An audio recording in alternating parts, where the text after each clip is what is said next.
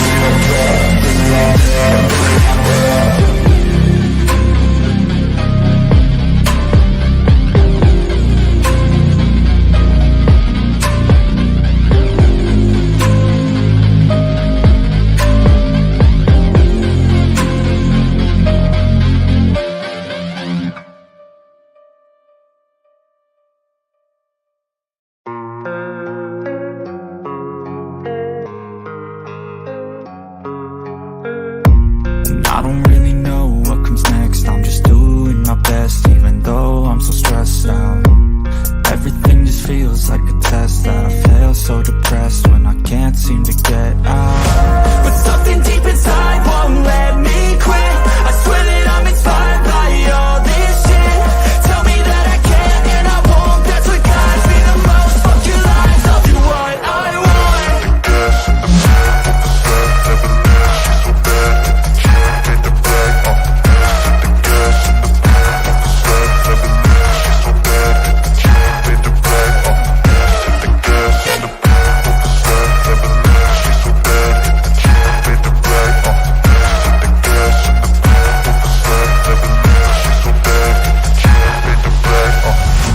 Inspired by thirst, I'm inspired by worth. I desire your worst, so you can just hide while I work. I ain't tired, you first. I'll write a second, third verse about the lies you go disperse. You never did shit, I know it hurts. Something deep inside won't let me quit. I swear that I'm inspired by all this shit. Tell me that I can and I won't. That's what guides me the most. Fuck your lies, I'll do what I want.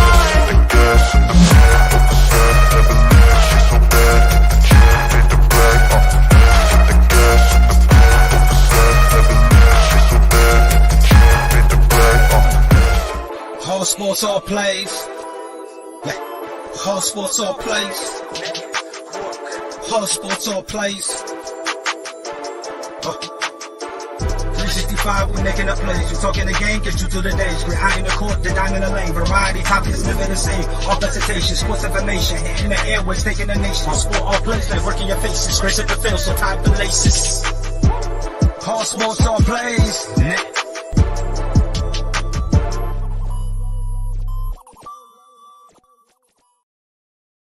Good morning. Welcome to the College Breakdown on the All Sports All Plays Network. I am Ray Cruz. My co-host will be on in a few minutes here. Getting time, get ready. We didn't know if we were going to do the show tonight. Did this morning due to the weather conditions and all the stuff that happened this past week here in the state of Florida and everywhere else in South Carolina and stuff like that. Welcome. I just want to put the welcome up banner, get everything started here. Well, let's talk about what happened here. Right now, the Hurricane Ian tracker will be they're tracking near Martinsville and Dansville, Virginia around 2 p.m. today. That's the latest track of this weather is going through North Carolina right now.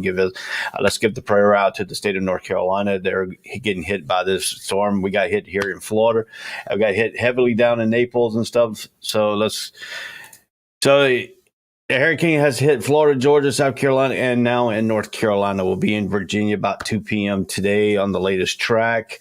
My heartfelt goes out to the people down in the South Florida area and Myrtle Beach, South Carolina, outside of Georgia areas. The beach line got hit very hard.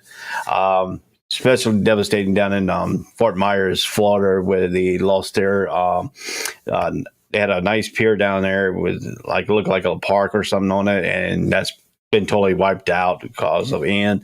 A lot of lives has been lost in this storm. Down in South Florida, they're still pulling out bodies. We talked to one of our friends that were down there, and they're still pulling out some of the bodies that got in the rubbles, and that's been just devastating.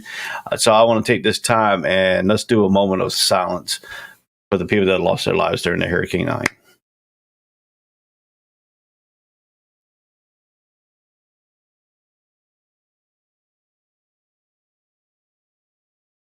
Thank you. Yes, we got here in Jacksonville. My car was under a tree. We just finally got it cut out yesterday evening. Was kind of late before I put the notice out that we were going to do the show today. We didn't think some of the football games will be played today doing this, but they are going to still play some of the games. They're going to still play the game. I know one game has been moved to Sunday, and that's my co-host's team. The Florida Eastern Washington at Florida will be on ESPN Plus. That game will start Sunday at noon. So I just want to go ahead and update the Gators fans. Your game has been moved to Sunday at 12 o'clock. That game will be on ESPN Plus. So if you have the ESPN Plus, you'll be able to see the game. I know it's going to kind of affect the people that are Jaguar fans at the time because they play at 1 o'clock. So you can put your game on a computer and put your CBS on, and you can watch both games at the same time if you got that kind of a setup there in your home. The devastation, we talked about the hurricanes here in the state of Florida. We talked about going up to the coast. Is in North Carolina. I have family in North Carolina. My sister still lives in Henderson, North Carolina, my hometown. My prayer goes out to them, goes out to the state of North Carolina, the people that lost lives in the state of North Carolina, South Carolina, and Myrtle Beach area. I don't wish any devastations of any kind. We were very things. So I know certain churches around the area is setting up relief things. If you're in the Jacksonville area, you go to Ocean Way Church. If you go to the Ocean Way Church, similar guys YouTube page, listen to the pastor. He can tell you more about how you can give relief. If you go to Ocean Way Church, please bring your perishable goods, some diapers and stuff like that. They were setting up relief.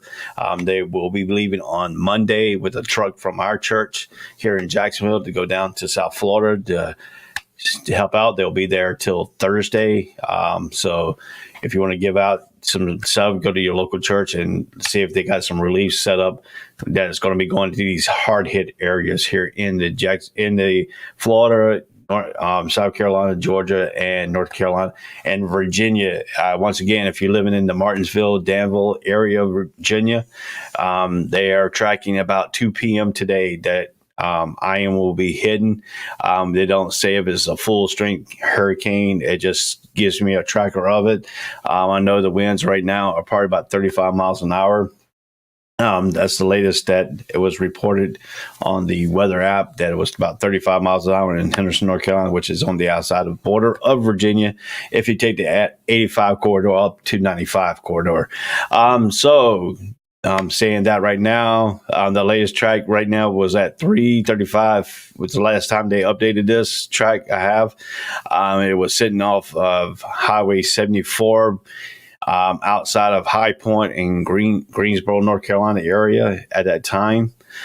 So let's give out our prayers. The storm is still surging north. It's still going to hit the Virginia area. I seen a thing saying that it could go all the way up in through Kentucky. So if it does go all the way up there, but let's keep everybody in prayer on this track. Let's get ready for some football. This week, that's our, if you look at Dennis Strolling, that's our ASAP breakdown, top 25 teams. Nothing really has changed through 1 through 5.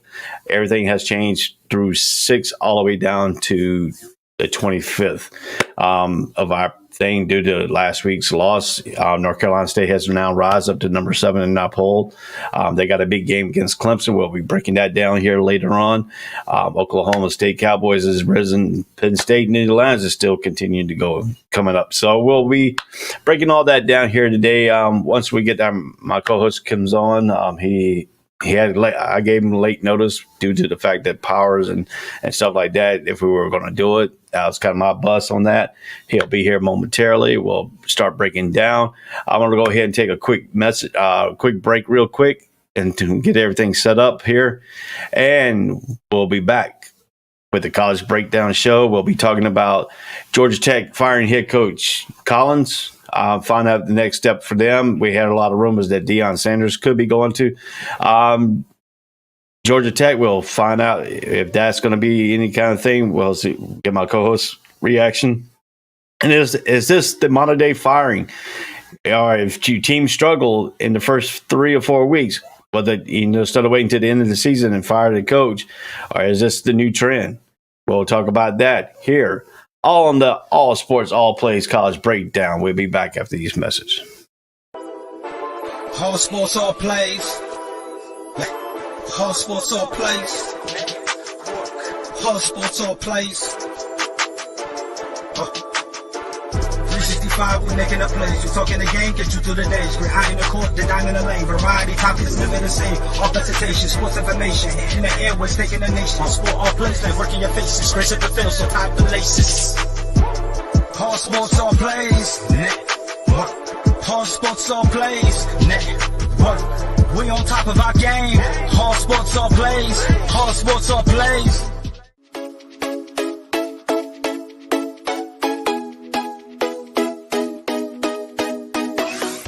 What did you say? I said Kobe Bean Bryant has been overrated ever since he passed away. Now, I'd say they could lose about 4, but I don't see them losing 5. You know what I mean? All sports, all plays. All sports, all plays. All sports, all plays.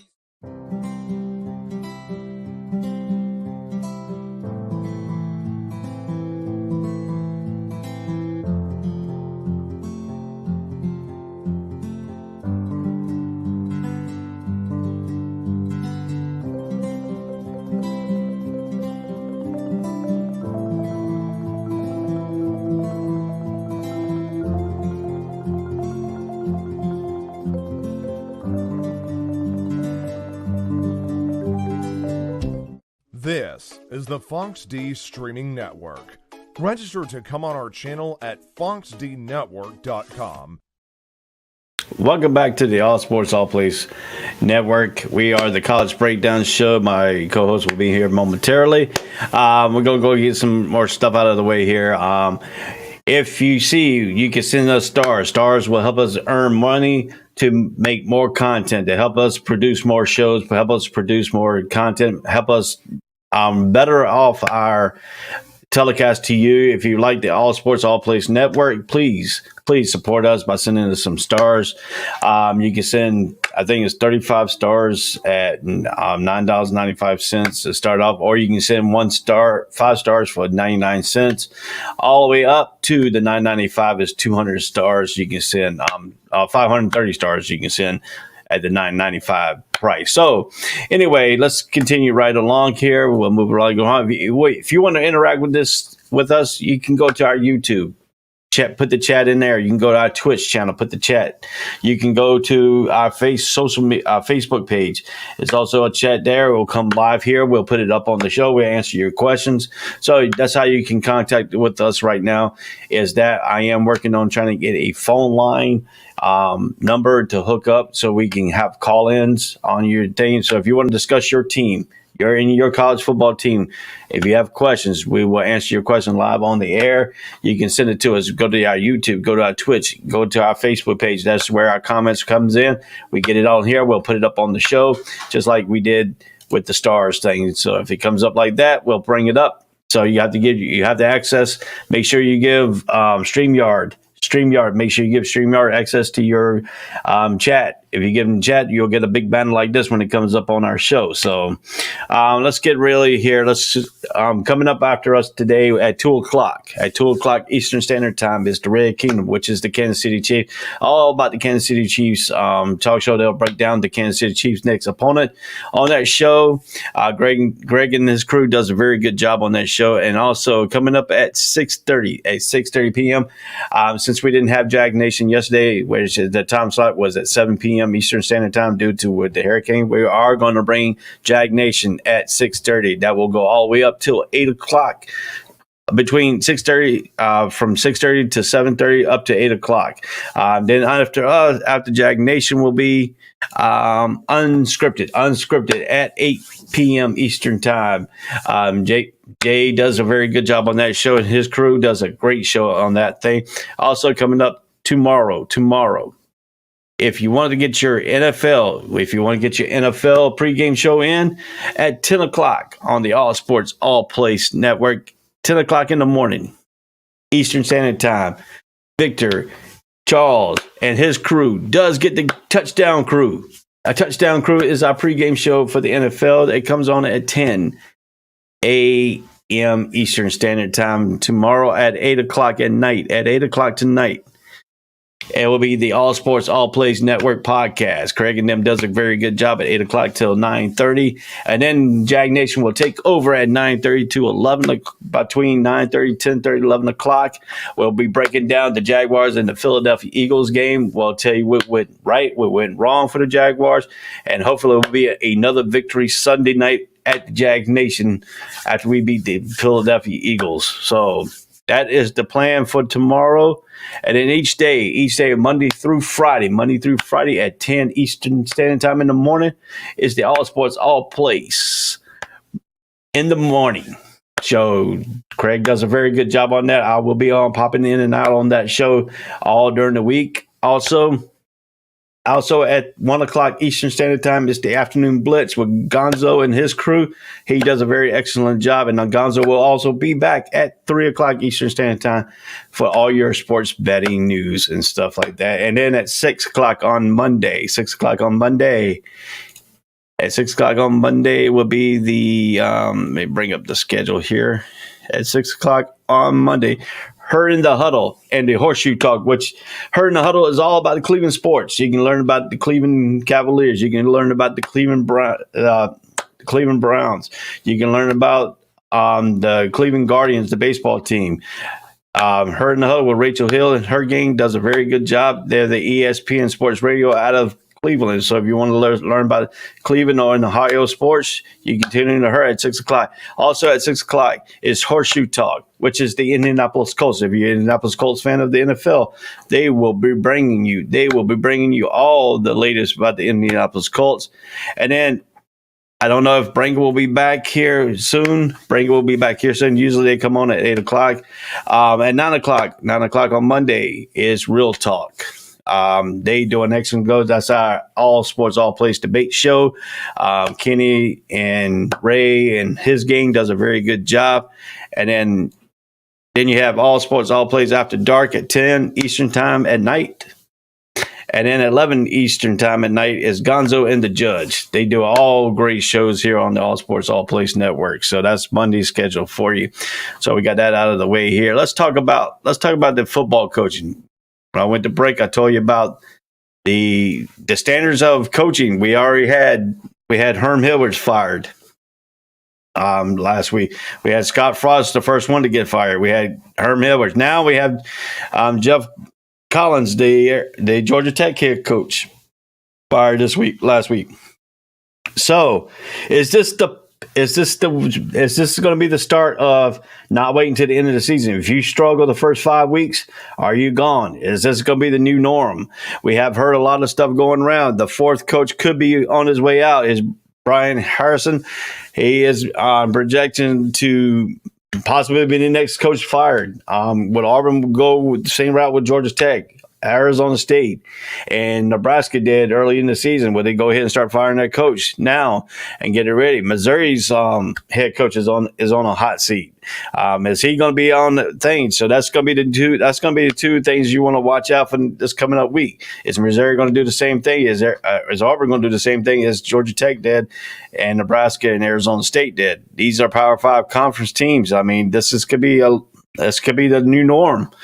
Right now they are talking about Forrest, Edwards, and Collins, who are all fired following losses to Group 5 teams. To be fair, Georgia Tech lost to UCF is much more forgettable than Nebraska's loss to Georgia Southern or Arizona State to Eastern Michigan. Yeah, that's true. The media spotlight now shifts to Auburn, where Harrison likely is finding himself in another must-win situation. Here's a snapshot of the key coaching situation to watch coming out of Week 4 and entering Week 5. Brian Hersey from Auburn. Auburn had lost to Missouri a game at lead 14-0 after 12 minutes. Harrison might not have survived the weekend with his job, but thanks to Missouri's overtime goal line fumble, he gets at least another week. That's true. That was a big mistake on that goal line fumble by Missouri. Missouri had a chance to win that game. Probably could have knocked Harrison out with Collins at the same week getting fired. So that's another thing. You got to look at Colorado and Carl Durrell. Is he going to be on the way out? I mean, these are the coaches that are on the hot seat right now. Scott Satterfield at Louisville, is he on the hot seat? I mean, he got business last week, pounding South Florida 41-3, but the Cardinals are in a critical position of the schedule where they can rack up wins before a much more difficult closing stretch. Louisville on Saturday visits struggling Boston College, which is also 0-2 in the ACC. A trip to Virginia follows that before Louisville closes with 5 consecutive ranked ACC opponents, plus James Madison, which is 3-0 after rallying past Appalachian State.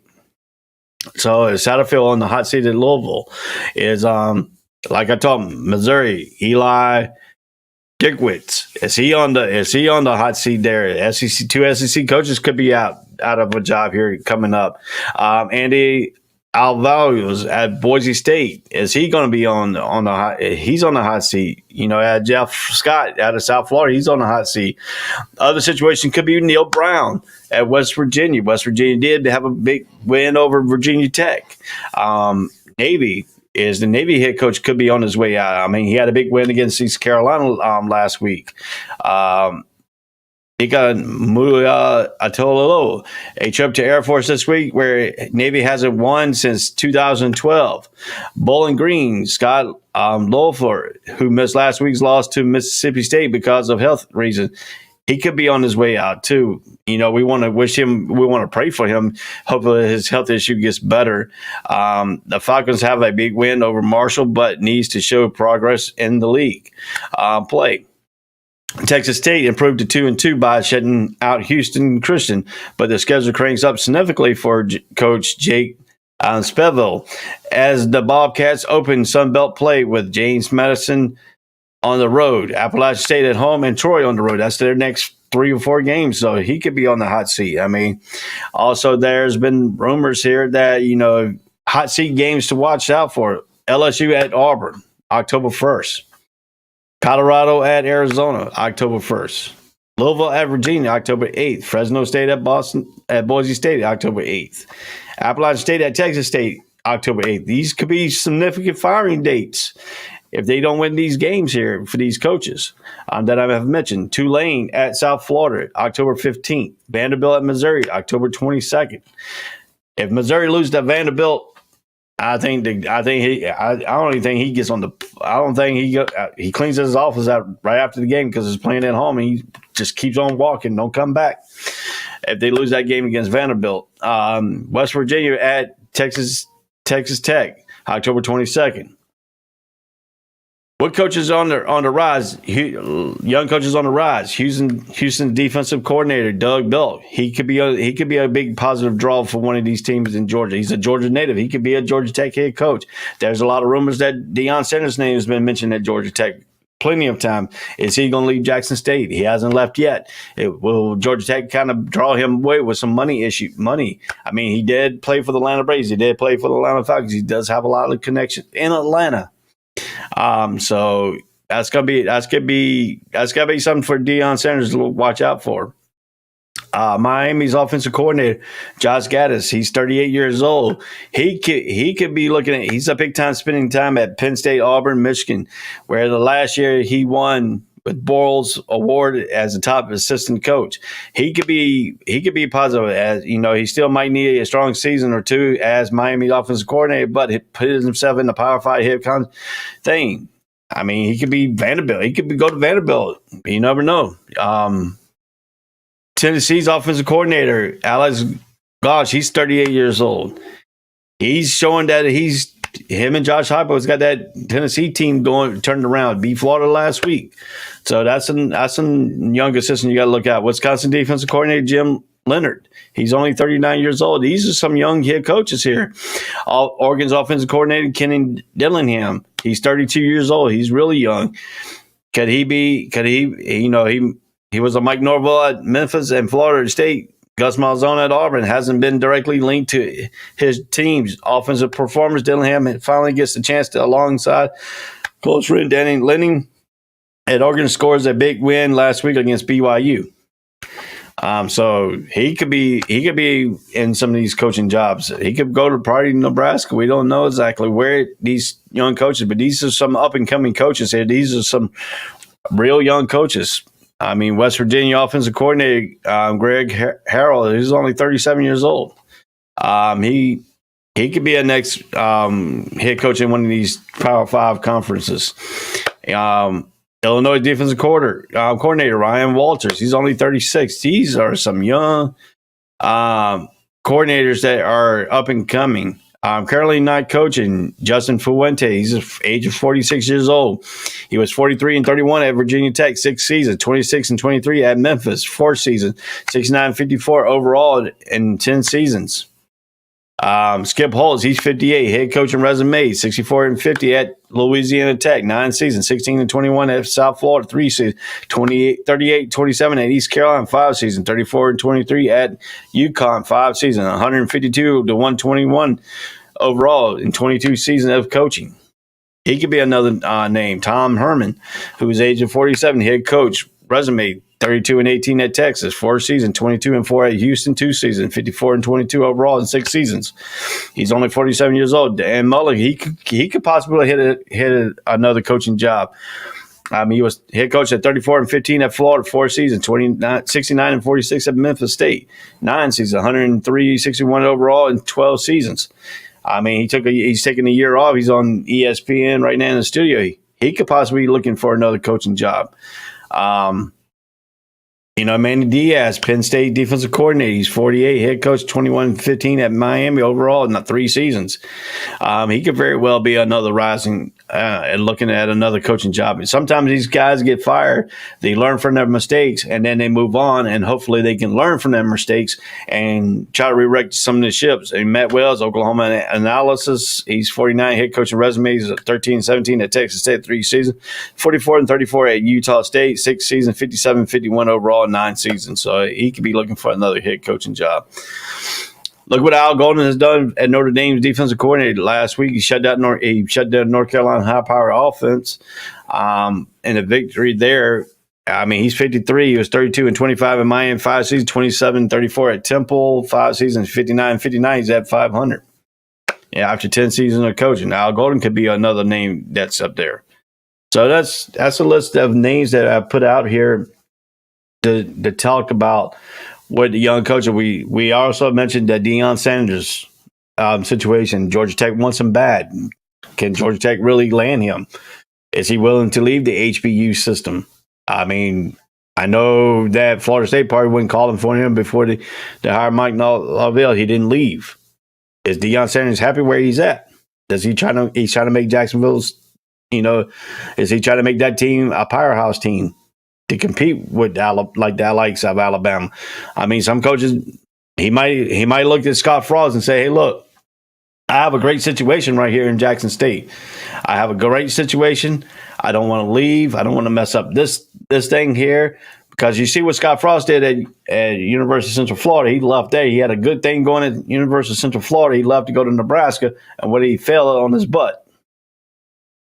So some coaches, you might take a small school and be a stepping stone to try to get you a Power 5, but sometimes it don't turn out. You're going to look at Scott Frost. That didn't turn out very well for him when he left the University of Central Florida. He had a great thing at University of Central Florida, left, but look at Josh Heupel. He leaves University of Central Florida, goes to Tennessee. Look what he has done at Tennessee. He has now made Tennessee back into a little realm of a contention to the East. Can he take the next step up and beat Georgia? That's going to be the next step for Tennessee. They already got one hurdle over the way. They beat Florida last week, so that's one hurdle out of the way there. Now let's see if he can get to the next hurdle, which is going to be Georgia. Can Josh Heupel get that offense and that defense going playing well against Georgia? That's going to be the next test for his coaching ability to get Tennessee back into winning that SEC East division. So he's got Georgia coming up. Can he do the same thing that he did to Florida? That's going to be a thing coming up. I mean, Tennessee has redirected his ship, there. So I'm going to hit a stroll Thursday night and Friday night's game down below. You want to check. Well, how about UCLA? UCLA beat number 15, ESPN number 15, the Washington Huskies on Friday night. I mean, they beat them 40-32. That's a big win for UCLA. They're still undefeated. Washington has lost their first game of the season. So I don't know how far they're going to drop in the ESPN rankings after Monday, but we'll find out here soon. So, I mean, Chip Kelly's done once again. He has upset a top 25 team, and now he's got UCLA on the cusp of getting ranked after beating there. They're still undefeated. Can UCLA stay undefeated? That's going to be a big contest. UCLA and USC coming up here in a few weeks.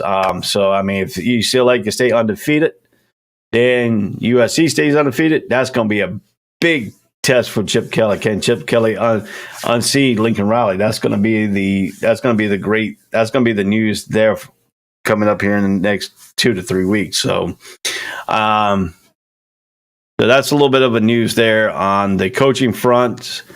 We got big games coming up today. We got number 7 Kentucky versus number 14 Ole Miss. That game's at 12 o'clock on the ESPN. Michigan at Iowa at 12 p.m. Also, that's going to be on the I think that's going to be on the Big Ten Network here. Let's see if I can get where the game is going to be at. That's going to be on Fox. Michigan, number 4, Michigan at Iowa at 12 o'clock. That's going to be on Fox. At 12 o'clock, ESPN, number 7, Kentucky versus number 14, Ole Miss. At 12 p.m. on ABC, number 18, Oklahoma. This is all ESPN ranking.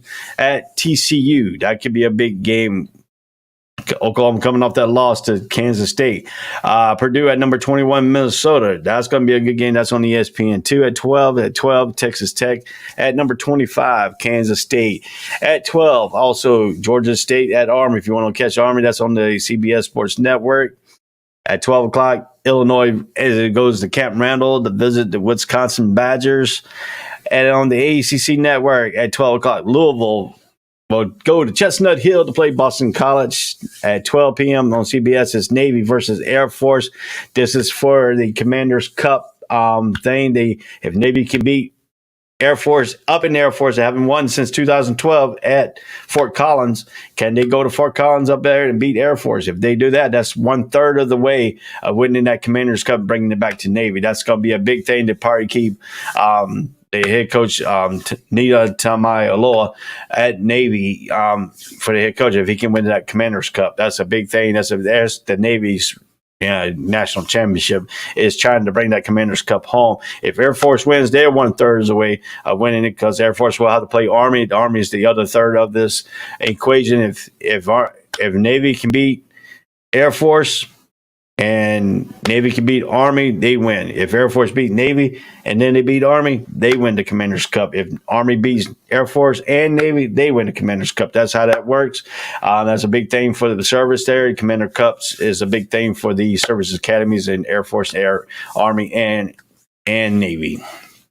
That game's on CBS at 12 o'clock. All right, man. We got my boy coming on here. He got all his Gator stuff. Dre Montez. How you doing, buddy? What's going on, boss man? How we doing? I'm doing good. Got through that hurricane, man. What's up in my car?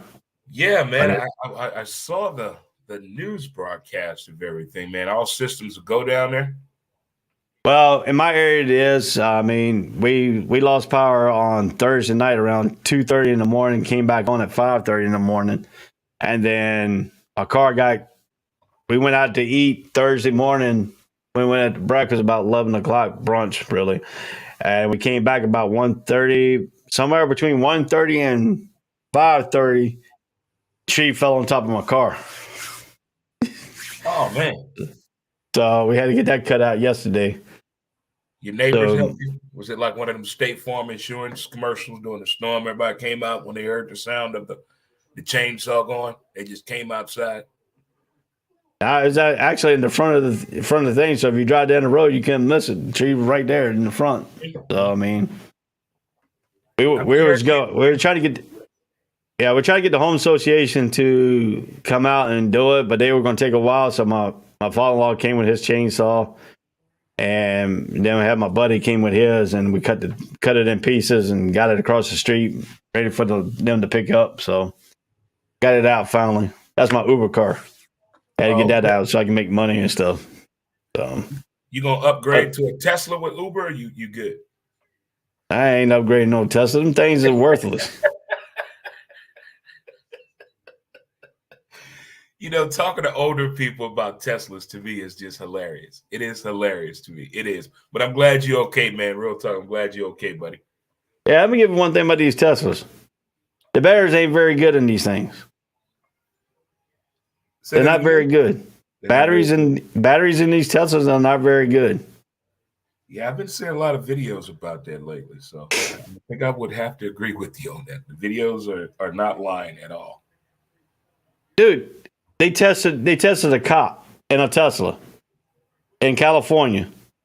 The cop was in this high-speed chase, and the battery gave out. And the guy got away. So if you can't get out of breath chasing a perp. if you can't get the car to be able to chase in a police chase, and then here in the state of Florida, certain areas you got to go out to, they don't have. If your battery runs out, you got to call a tow truck because they don't have no place for you to go and charge your place out near Ponte Vedra area and stuff like that. They don't have enough chargers around here to charge these things. And then when you do have to charge them, it takes about 2 to 3 hours to charge them. Didn't know all that. I just hear great. I've been in a couple.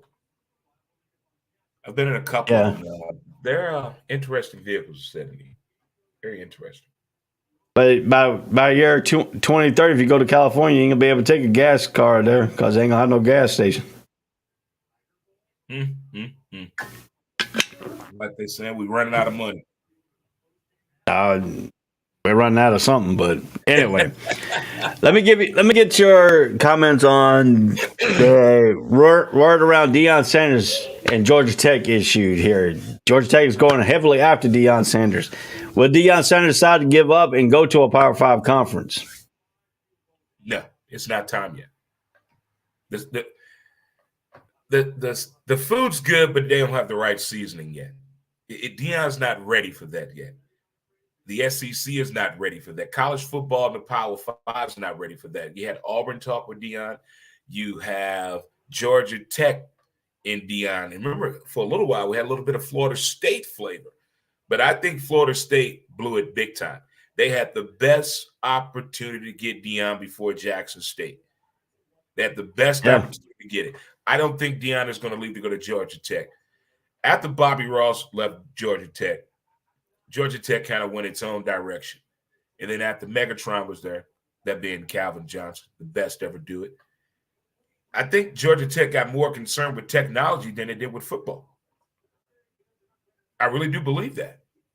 They don't care about football. So who could Georgia Tech go after to revitalize that football program outside of Deion Sanders? Well, I don't know. Maybe Urban Meyer. But Georgia Tech and Deion is not a good fit. No, not a good fit at all. Not for the Yellow Jackets. No, not at all. Good try.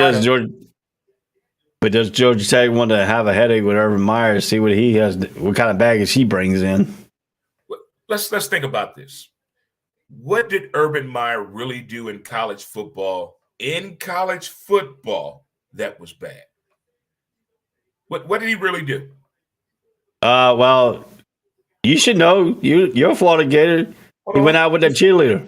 He had an affair with a cheerleader. Okay, I think every coach has been with a cheerleader, or vice versa, or a student aide, or somebody on their staff. We know that. Okay, today that's looked upon badly. But at the time he was in school, no. We know about all the felons, convicted felons, and crime that was committed on that championship team with Tebow and the crew. It may rest in peace. Aaron Hernandez and others. The Pouncey twins, all the things, all the allegations, all the accusations. We know all of that. All of that. After that, then he goes to Ohio State. He let somebody on the staff that did some horrible things to a woman. He just threw it up under the bus. So he has bad judgment. He has bad judgment and doesn't pay attention. And then he leaked out a brain tumor. Oh yeah. Well, that's a health risk. I mean, all coaches got something going on. They have to coach college football at that level. You're extra. You're different. You don't talk the way normal people talk. Your expectations are totally different than anybody else. So to go out there, Urban Meyer would be too soon. But if Georgia Tech is trying to really attack football, they got to go out the football person. This can't be a PR stunt event if Georgia Tech is really serious about this thing. And I don't think Georgia Tech football has been really serious since the days of Bobby Ross and Megatron, that being Calvin Johnson. They've taken more attention to technology than football, and I don't fault them for that. You're a tech school. Yeah, I listen to some coaches. Is this the new norm of college football? If you struggle the first 3 or 4 weeks, you're gonna get fired, like Herm Edwards, Collins, and Frost did. Who's the next one going to be? Is it going to be Auburn's coach, Brian Hersey, Colorado, Carl Durrell, or Scott Satterfield out of Louisville? These are the coaches, on the hot seat. See, Louisville has a lot of money. A lot of money since the days of Lamar Jackson. That football program was building up like 2 years before Action Jackson Lamar was there. They've been sustaining that money. They need a big name, bad, to move that powerhouse, because in the state of Kentucky, the recruitment is there. Them kids don't want to leave. Some kids want to stay at home. Some kids want to go away. Some kids need to go away. But those ones that want to stay close to home, they play much better with the support system that's nearby. that's nearby. And those ones that want to get the hell away, they need to. And I wish coaches understood that, especially in the recruiting process, but they don't all the time. But those coaching expectations of getting fired, yeah, Auburn is on the clock, bro. You can't play that bad in the SEC no more. This is not the 70s. Yeah, I agree with you that too. All right, our first football game we're going to break down is number 4 Michigan goes into Iowa. This is at 12 o'clock on Fox. What do you see out of Michigan and khaki? And you call them khaki pants at a Harbaugh's team. Will they continue rushing Corum, or will they still compete? Still platoon the quarterbacks and JJ McCarthy? You know, he's been there, but then he's been switched out a couple times here in these things. Which round do you want to see Harbaugh do here in this game? Because Iowa defense is a interception waiting to happen kind of thing for you. They could turn a game around. We know Iowa's offense is struggling. They're struggling to score points, but that defense is helping them out with points too when they intercept and turn it back for a touchdown. How does Jim Harbaugh play this game today? That's the thing. That's a good point you made there, Ray. Iowa's defense is very sneaky. They will take chances where you don't think they will, especially in the red zone and on the opposing team on the other side of the 40. They can't play this game with ease. They can't play this game like they played the past few weeks. This is a dangerous game for Captain Khaki Pants, that being Jim Harbaugh and Michigan Wolverines. They got to go out here and play Michigan football. Minimize the mistakes and execute on the opportunities. Because Iowa will wait for you to fall into their hands with their defense. Don't let them get confidence in their running game, their passing game, or their tight end connection. You let them get comfortable in that, it could be a long day for Michigan. I don't think this is going to be a one-sided game for Michigan or Iowa. I think this is going to be a very, very tough game because this is an Iowa team that's influenced by the crowd, by the fans, by the alumni, by what has happened, by being Saturday. I mean, Michigan leads the series 43-15-4. Michigan is favored by 10.5, according to Caesars Palace. This game is, well, the kickoff is at 12:05. It said 12 o'clock, but kickoff really is at 12:05. You got to get the broadcasters in. The key of this matchup is running back Blake Corum versus Iowa run defense. If Corum can break loose for the career high of 243 yards against Maryland, his first time over 100 yards in 9 games, can Iowa's is only giving up 2.2 yards a rush per carry, is one of the 2 teams in the nation to allow a rushing touchdown, but the Hawks know the shifty Corum will be a handful. So, can he get loose like he did against Maryland? Or are they going to keep him in check? I think the running game for Michigan to try to establish in this one has to be early. If it's not working in their favor, maybe switch it up a little bit. But they have to minimize the mistakes with the running game, meaning fumble time, calling the right plays, the all-line hitting the right blocks, getting those spots, reading that open opportunity in the run game. If that run game is not working, things could get iffy. I don't see that 10 points being a spread. That's a little bit too much in today's conditions to me. Yeah, Michigan and Iowa have split their past 10 meetings, but the Hawkeyes have won 4 straight in Iowa City. So that's a big thing here, too. Michigan's 50-point per game lead the nation. Wide receiver Ronnie Bell has caught at least 1 pass in 19 straight games for the Wolverines. Iowa is 5-3 against the top 5 opponent at home. But the 23 points allowed by Iowa are the program fewest through 4 games is in 66 years. Iowa will honor its 2002 Big Ten championship team. The Hawkeyes went 8-0 in the league play, 11-2 overall that season. So now you got the 2002 team, back in the house. They're playing in Iowa City. We know the fourth quarter tradition. They get up and wave to the kids. So they got that thing. The Iowa quarterback, Spencer Perez, he led the sustained drives, completed 11 out of 17 passes for 148 yards against Rutgers. Will he continue to do that? Can he build on that performance this week? I don't know Michigan's defense this year. I don't know. I haven't really paid attention. I'm going to watch this game today to see what Michigan defense is all about. I know what Iowa defense can do. I know what they can do in the fourth quarter.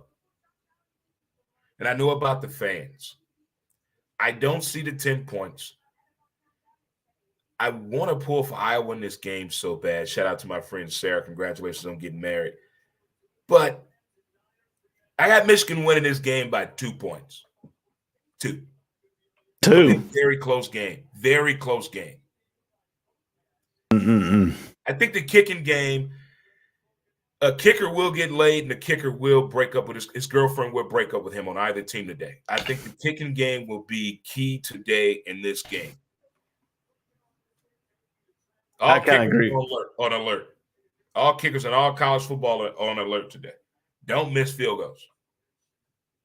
Yeah, I mean that's gonna be the thing because the wind condition. Well, I mean we don't know how bad the wind condition is gonna be in Iowa for this game here. We know in the state of North Carolina it's gonna be thing. Damian, welcome to the show. He went on and said Michigan by a pick 6 points. That's what he's calling for this game. I kind of agree with you too. I think this is going to be a really low scoring game. I don't know if Corman will get it. If it goes into a high power game of scoring, Michigan is going to win that. If it goes to a low power scoring, that's going to be better for Iowa to have a better chance of winning this game. But it's in Iowa City.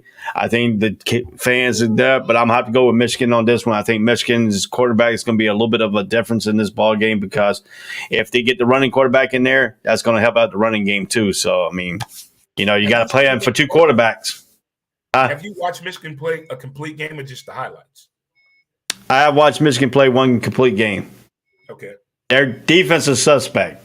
That's the problem. Their linebacking core is not. Their front seven is not like the front seven they had last year. Okay. With Hutchinson out of there, and two of the key linebackers, they're not flowing correctly. They have missed some assignments and late in games and stuff like that, but the games are already out of reach for them. If you look at Michigan's schedule, they got Iowa today. They go to Indiana. And then looming at the big house is Penn State. So they have Iowa today. Indiana is a suspect team. They could win. But Penn State is going to be another team that could give them trouble, even though they're playing in the big house. So that's what Michigan is looking at. If Michigan overlooks Iowa to get to Indiana or get to Penn State looming in 2 weeks, that's going to be a little bit of thing. But a good thing is they got Indiana next, so they really don't have to worry about Indiana because Indiana hasn't shown me anything impressive this season so far. But the key here is we're talking about Michigan and Iowa State. The key is here, if Grom can get his shiftiness going, he has broken 67 yards against Iowa on a gadget play. So you got to watch out for the gadget plays because the gadget plays can work against Iowa's defense because Iowa's defense is a ball-hogging defense. So if you decide to run a gadget play, they can really get it. So that's what you got to look at too. And I'm going to call Michigan on a gadget play to win the game. He's definitely going to do a trick play. I don't see the onside kick coming. I see like a fake punt or field goal. Fake punt. The 67-yard that Chrome got on was actually a punter passing to him on a fake punt. Okay. So, speaking of that, buddy, have you posted our college record for this week coming into these predictions today? Not yet. Okay. I waited till you come on so I can see your face. I hear that a lot in my lifetime. Last week, you went 37-25. I went 44-16. 37-25? That's horrible, Dre. Horrible. And you're 200 wins and 76 losses. I got 212 wins and 68 losses. That's where we stand after 280 games. Okay. I still like it. It's cool. You still got a chance because, last time I had a big lead and you got it all the way down to 1. You said we got a chance, Coach. You always got a chance. So you said I got a chance, Coach. Yeah, you got a chance. But right now he didn't do it on the Michigan game. We both got Michigan in that game. Yeah, So. both got Michigan. Both got Michigan. All right, another key game. Another key game is number 7, Kentucky, who is now in the top 10 of the ESPN top 25. They're 4-0, 1-0 in the SEC. They go against Kiffin and Ole Miss. The Rebels are ranked number 14 in ESPN top 25. They're 4-0. This is their first SEC game. How do you look at Kentucky and Ole Miss? This is played in Oxford, Mississippi. I like the good people of Oxford, Mississippi. I opened at Applebee's down there. I think I may have a picture still in there. By the bathroom, if you look up to the top left, you see a brother with an afro. That's me. Hello, Oxford. I like Kentucky's fast defense. They're fast. They attack the ball. They gain tackle. I like that. I've seen Kentucky play 2 games this year. I haven't watched Ole Miss play. But I know the expectations with Ole Miss should be there due to the transfer portal. It hasn't kicked in yet, neither has the coaching staff. Earlier in the week, I had this as a blowout game, Kentucky winning this game.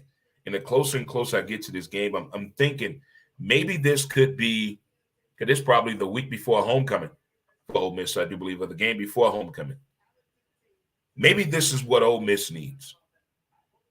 A little slap in the face, a little reality check by a team like Kentucky that's trying to put a new stomp on the SEC being a contender in football. You know what they do in baseball and basketball. But now they're trying to be a contender in football. This could be the challenge that Ole Miss needs. Yeah, I agree with you too. I mean, if you look at, they are calling Levis, the Kentucky quarterback, supposed to be one of the best quarterbacks in the SEC. He's 79 out of 117 for 1,185 yards, 10 touchdowns, and 4 interceptions. But you got Ole Miss quarterback Dart, who is 51 out of 82, 697 yards, 5 touchdowns, and 2 interceptions. So if you look at the quarterback advantage here, Kentucky has that quarterback advantage.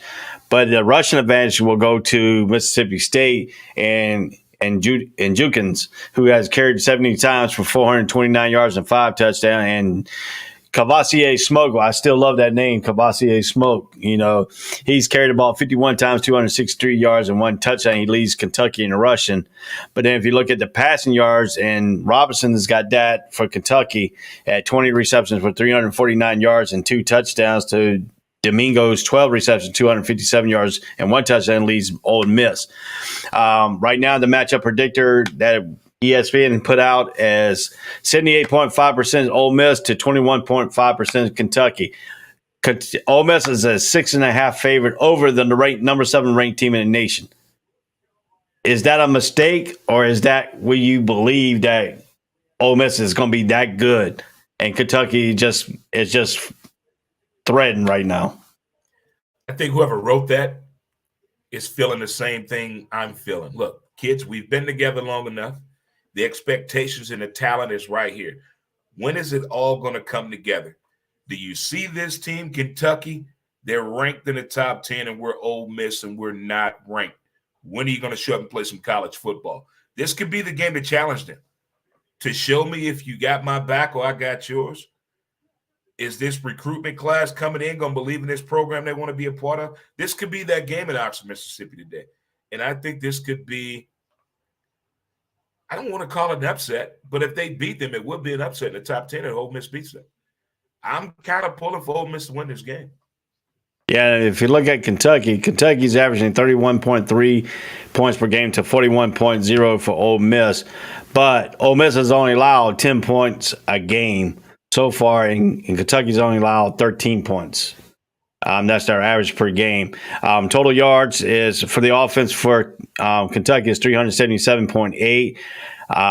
Ole Miss is 488 yards. They are more balanced than Kentucky is on the running. They have 207 yards passing per game to 280 yards rushing. Kentucky's a little bit more pass happy with 296 game to 81.5 yards rushing. But yards allowed is kind of flipped here because passing yards 193.3 for Ole Miss defense to 119.3 rushing for Ole Miss defense. But Kentucky's passing defense is only giving up 163.8 yards, and on the rushing, they're only giving up 108.3 yards rushing. So which one's going to come today? because you know that Wayne Kiffin is going to be balanced here today because it shows that he likes to run the ball more this year than he has in the past. But his balance of offense is going to keep Kentucky's defense on the thing because they can't key on one thing. So if Ole Miss gets that running game going and then play off that running game, how does Kentucky stack the box with trying to get the blitz in that? Because they're going to have to blitz more if they get the passing game going.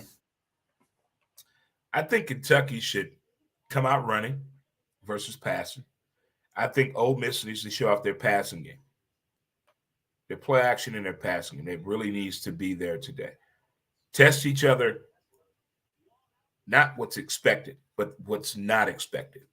Nobody's going to expect Kentucky to come out be run first, then pass second, because Kentucky was going to come out passing today. I do believe that. I think Ole Miss can win this game by passing the ball. This must be a pass-heavy, one interception, no pick six, no fumbles, but I do see an interception coming for Ole Miss in this game. But I think if they keep this game on the hinges of having a good passing game plan, Ole Miss can win this game. I think running the ball, if they come out here running the ball, it's going to be a long day for Ole Miss. It's going to be too late to establish confidence in the passing game. You need to establish that early, that you can make these throws, these outs, test the middle. Let's stretch the field deep a little bit, if we will. But we're looking at this too. Is it a lot of pressure on Ole Miss, or is it more pressure on Kentucky? Because this is the first time Kentucky's been in the top 10 in a while in college football. Is this going to be a condition where they're going on the road and they got to rely? They can't get the running game going in Kavosiey Smoke. If Ole Miss talons that up and makes Levy beat them, but Levy has turned out to be one of the best quarterbacks in the SEC right now, and he's playing on a high level. Between these two teams, Kentucky's the only one to play the ranked team this year, and they played Florida and they beat them 26-16. So, is that going to be a factor because they were challenged by Florida at the beginning until that one key interception that Anthony Richardson threw to the quarterback that turned that game around? Or just is Ole Miss going to be conditioned enough because they haven't played a ranked team, they haven't been challenged yet? I think this is going to be their first challenge. I think the pressure is definitely on Kentucky. I mean, Ole Miss has nothing to lose in this situation, nothing at all, but improve their game plan and execute the game plan. That's the only thing Ole Miss needs to do. Now, Kentucky, the whole thing what I would have done and they should have done is don't talk about the rankings. Just go out here and play college football. Do what we've been doing. But that's not the case. These kids watch TV. They read the media. They're on social media. They know what's at hand. The pressure is on Kentucky.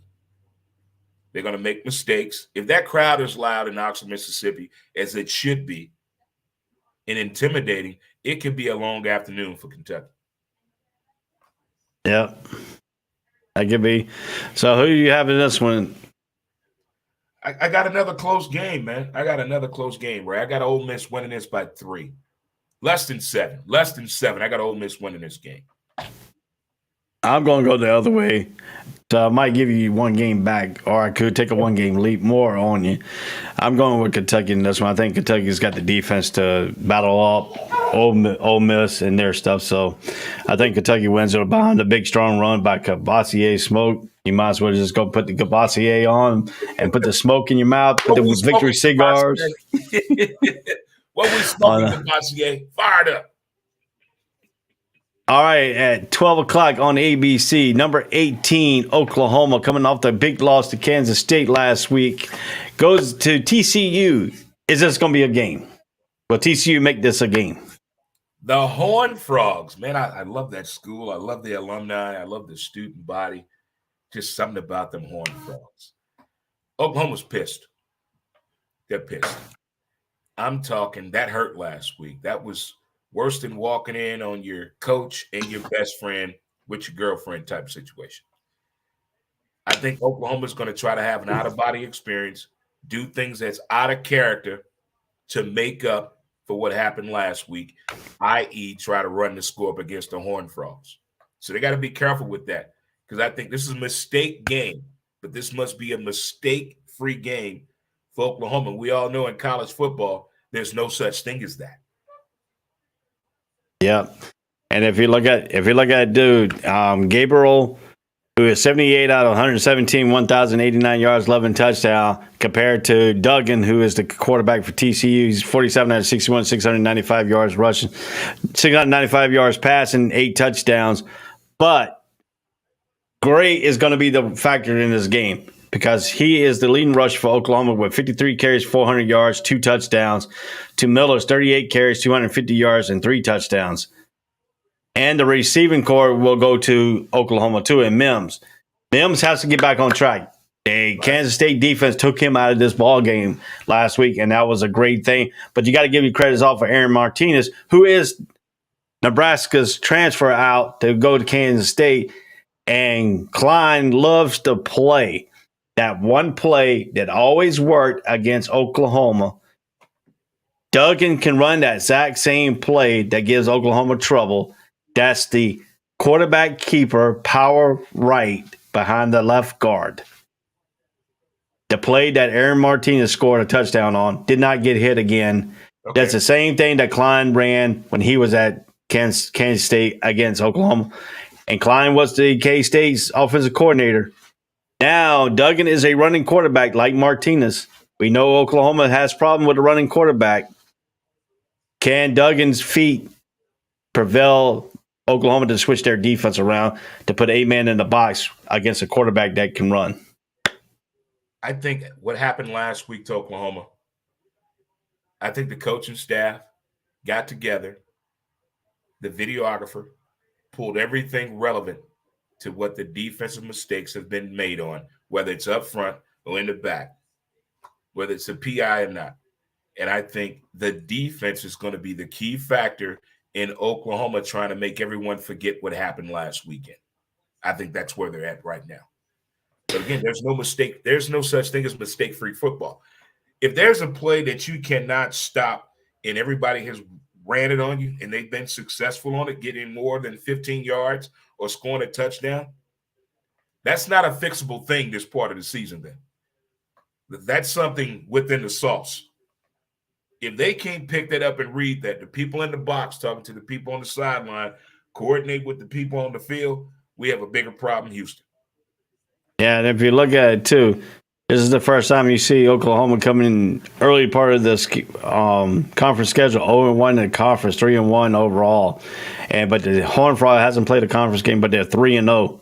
So this is really probably the second time you've seen TCU come in 3-0 and going up against a one-loss Oklahoma team. But usually Oklahoma does bounce back from a loss.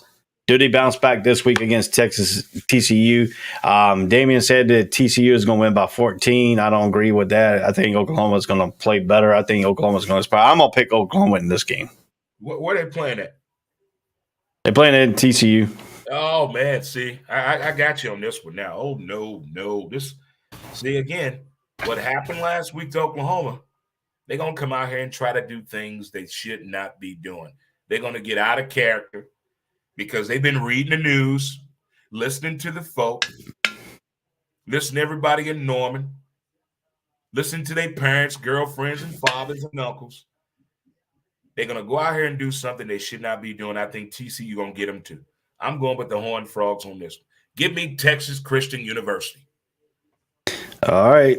So that's 2 games you can pick up on me right there. Or 2 games I can go, or 2 games I go pull more ahead. So, you know. Either way you look at it, I like that matchup in this situation. Now, if Oklahoma would have handled business and played K-State the way OU normally does, but really, what is the OU normal thing?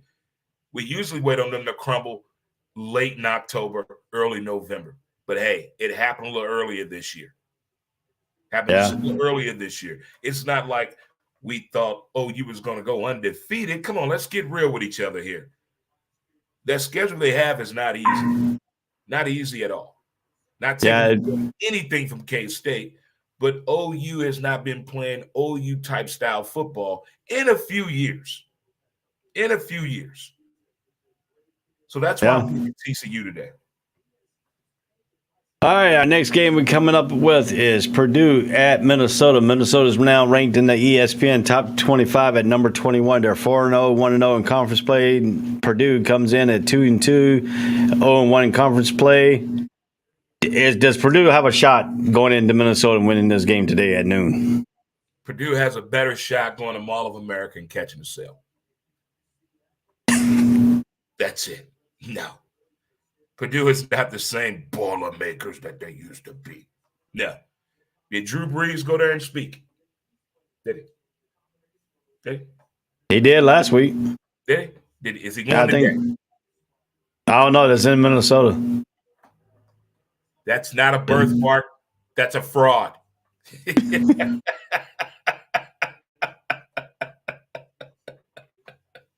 Anyway, if you look at it, Purdue has the passing and within O'Connell, which is 86 out of 134, 1,000 yards, 8 touchdowns, 1 interception. Morgan is the quarterback for Minnesota. He's 61 out of 79, 886 yards, 7 touchdowns, 1 interception. Minnesota has the running game in Abraham with 89 carries, 567 yards, 8 touchdowns to Downing, 40 carries, 204 yards, and 2 touchdowns that leads to Boilermakers. But the Boilermakers have the wide receiver in Jones, who has 41 receptions, 533 yards, and 7 touchdowns to Autumn Bell, which has 11 receptions, 214 yards, and 1 touchdown. Which wide receiver has to be more on today, Autumn Hill or Jones? Minnesota's receiver has to be on today, has to be on point. And I like Minnesota's coach, Flick. I like him. I don't know his contract situation there. Now, him I can see going to one of those schools that got a coach on a hot seat. I can see him getting out of there. But Minnesota receiver has to be on point. Damien said Favre will be there, laughing at LOL. I don't know. Favre might be in the jumpsuit. He might be in an orange jumpsuit soon. Look at there. How long did it take? It took an hour and 5 minutes for our first Brett Favre-related college football joke. But anyway, if you look at these two teams, Minnesota's defense has only given up 6 points per game. 6 points per game so far. They haven't really played anybody. I mean, except for Michigan State. We go out here and play who on the schedule, coach. That's it. Put them on the schedule, we'll play. So far this year, out of their games this year, on September 1st, they beat New Mexico State 38-0. On September 10th, they beat Western Illinois University 62-10. They beat Colorado 49-7, and they beat Michigan State 34-7. So the last 2 games, they've only given up 7 points. There it is. Is that a problem for Purdue today? Yes. Is Minnesota's defense is going to be good as advertised today against Purdue? Because if you look at the Boilermakers' offense the last few weeks, they are averaging over 20. They're averaging over 36 points a game. Can Minnesota's defense stop that 36 points a game? Yes, I think Minnesota defense is going to be lights out today. And excited for one, they're undefeated, right? Yes. And they're 4-0. So high energy, so high, and he's like Sean McVay times 5. He gets out of these kids more than what they even know they can do. So if he talks to the defense the way he talks to his offense, his coaching staff, it's going to be a high-energy game. He's never going to let them know that they're losing if they are down during the game. He's one of those type coaches. I think Minnesota could put up 50 points today. They could put up a nickel today easily. So you're going with Minnesota? Yeah, I'm going Minnesota. I am too. We on the even kill there. Back on the even kill again. Great minds think alike.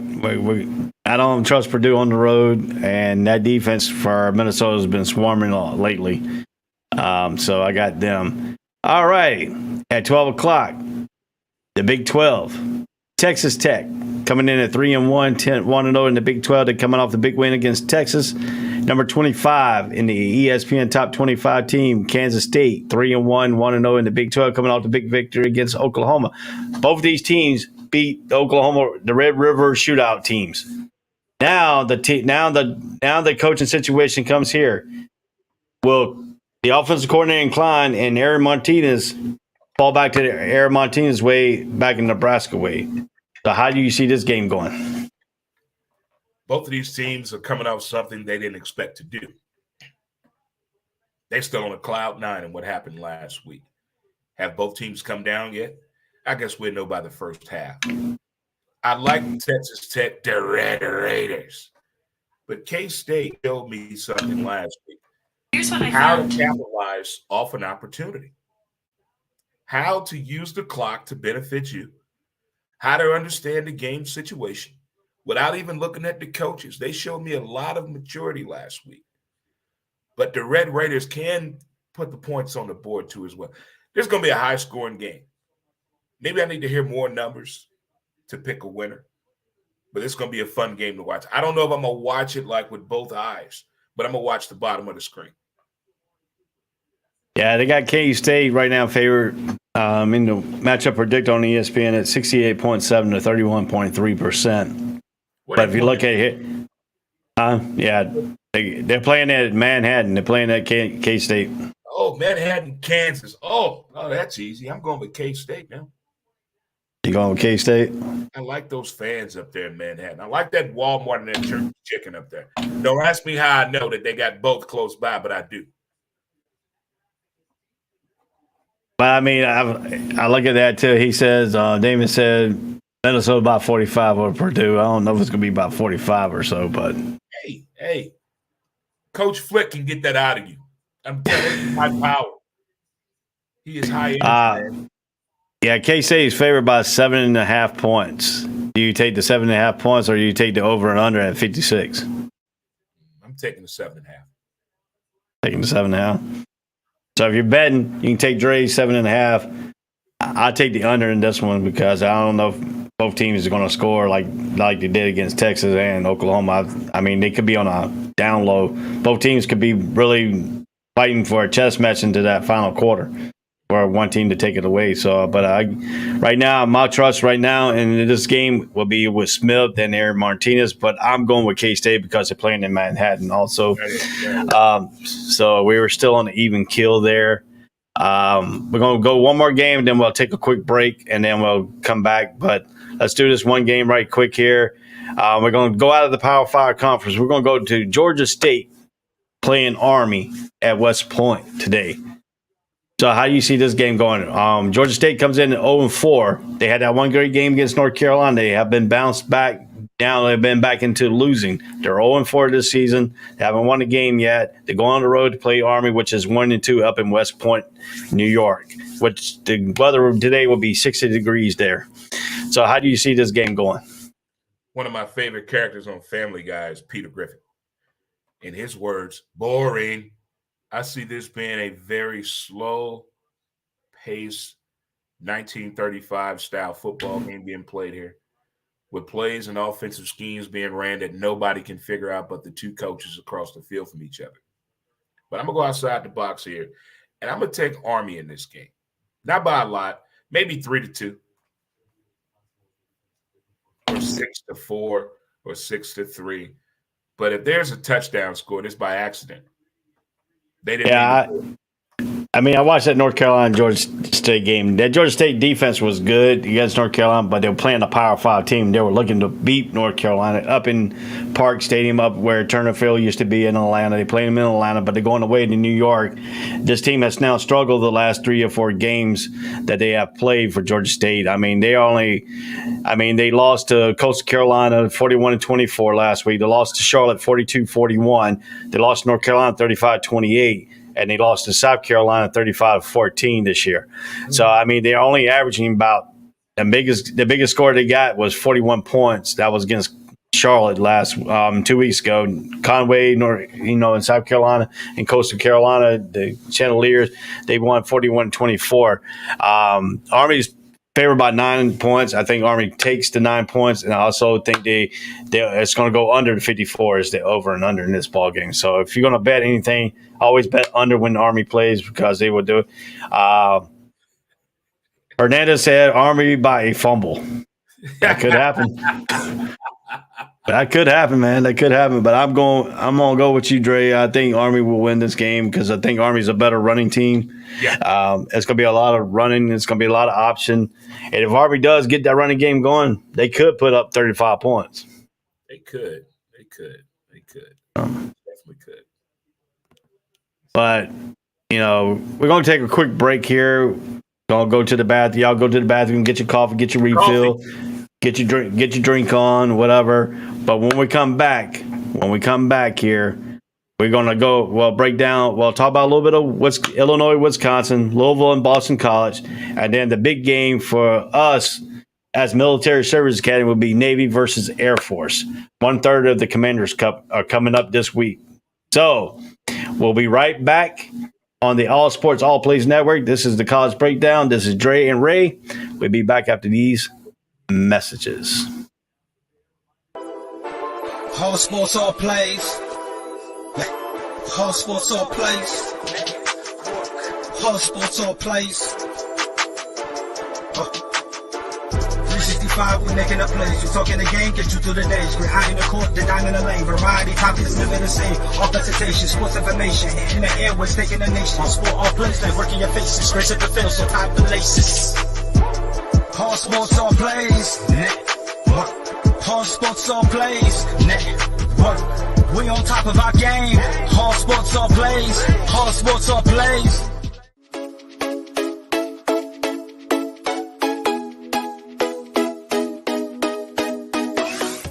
What did you say? I said Kobe Bean Bryant has been overrated ever since he passed away.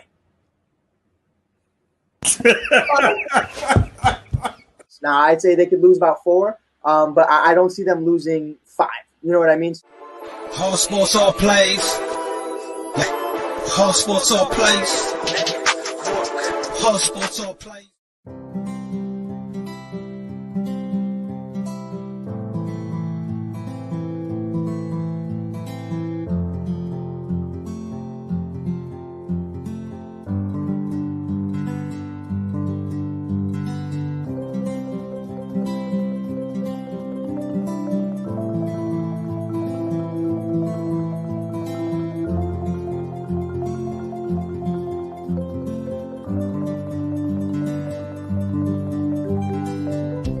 This is the Funks D Streaming Network. Register to come on our channel at funksdnetwork.com. Welcome back to the All Sports All Plays Network. I want to give a quick update here. I did put this out earlier. The Hurricane Tracker will be near Martinsville and Danville, Virginia around 2 p.m. today. So if you're up there in that area, be prepared because it's coming that way. And once again, let's keep our hearts and moments out with the people down in Florida, North Carolina, Georgia, South Carolina, and North Carolina with the people there. I got a family in North Carolina, so I'm keeping them in prayer right now. So let's keep that. And people down in Fort Myers area, down South Florida, who is devastated, they still pulling bodies out of the wreckage and stuff like that. Let's keep them in thing, keep them in prayer. Also, go check your relief at your church areas and the local areas. I know my area, my church here is setting up a relief, asking us to bring perishables Sunday.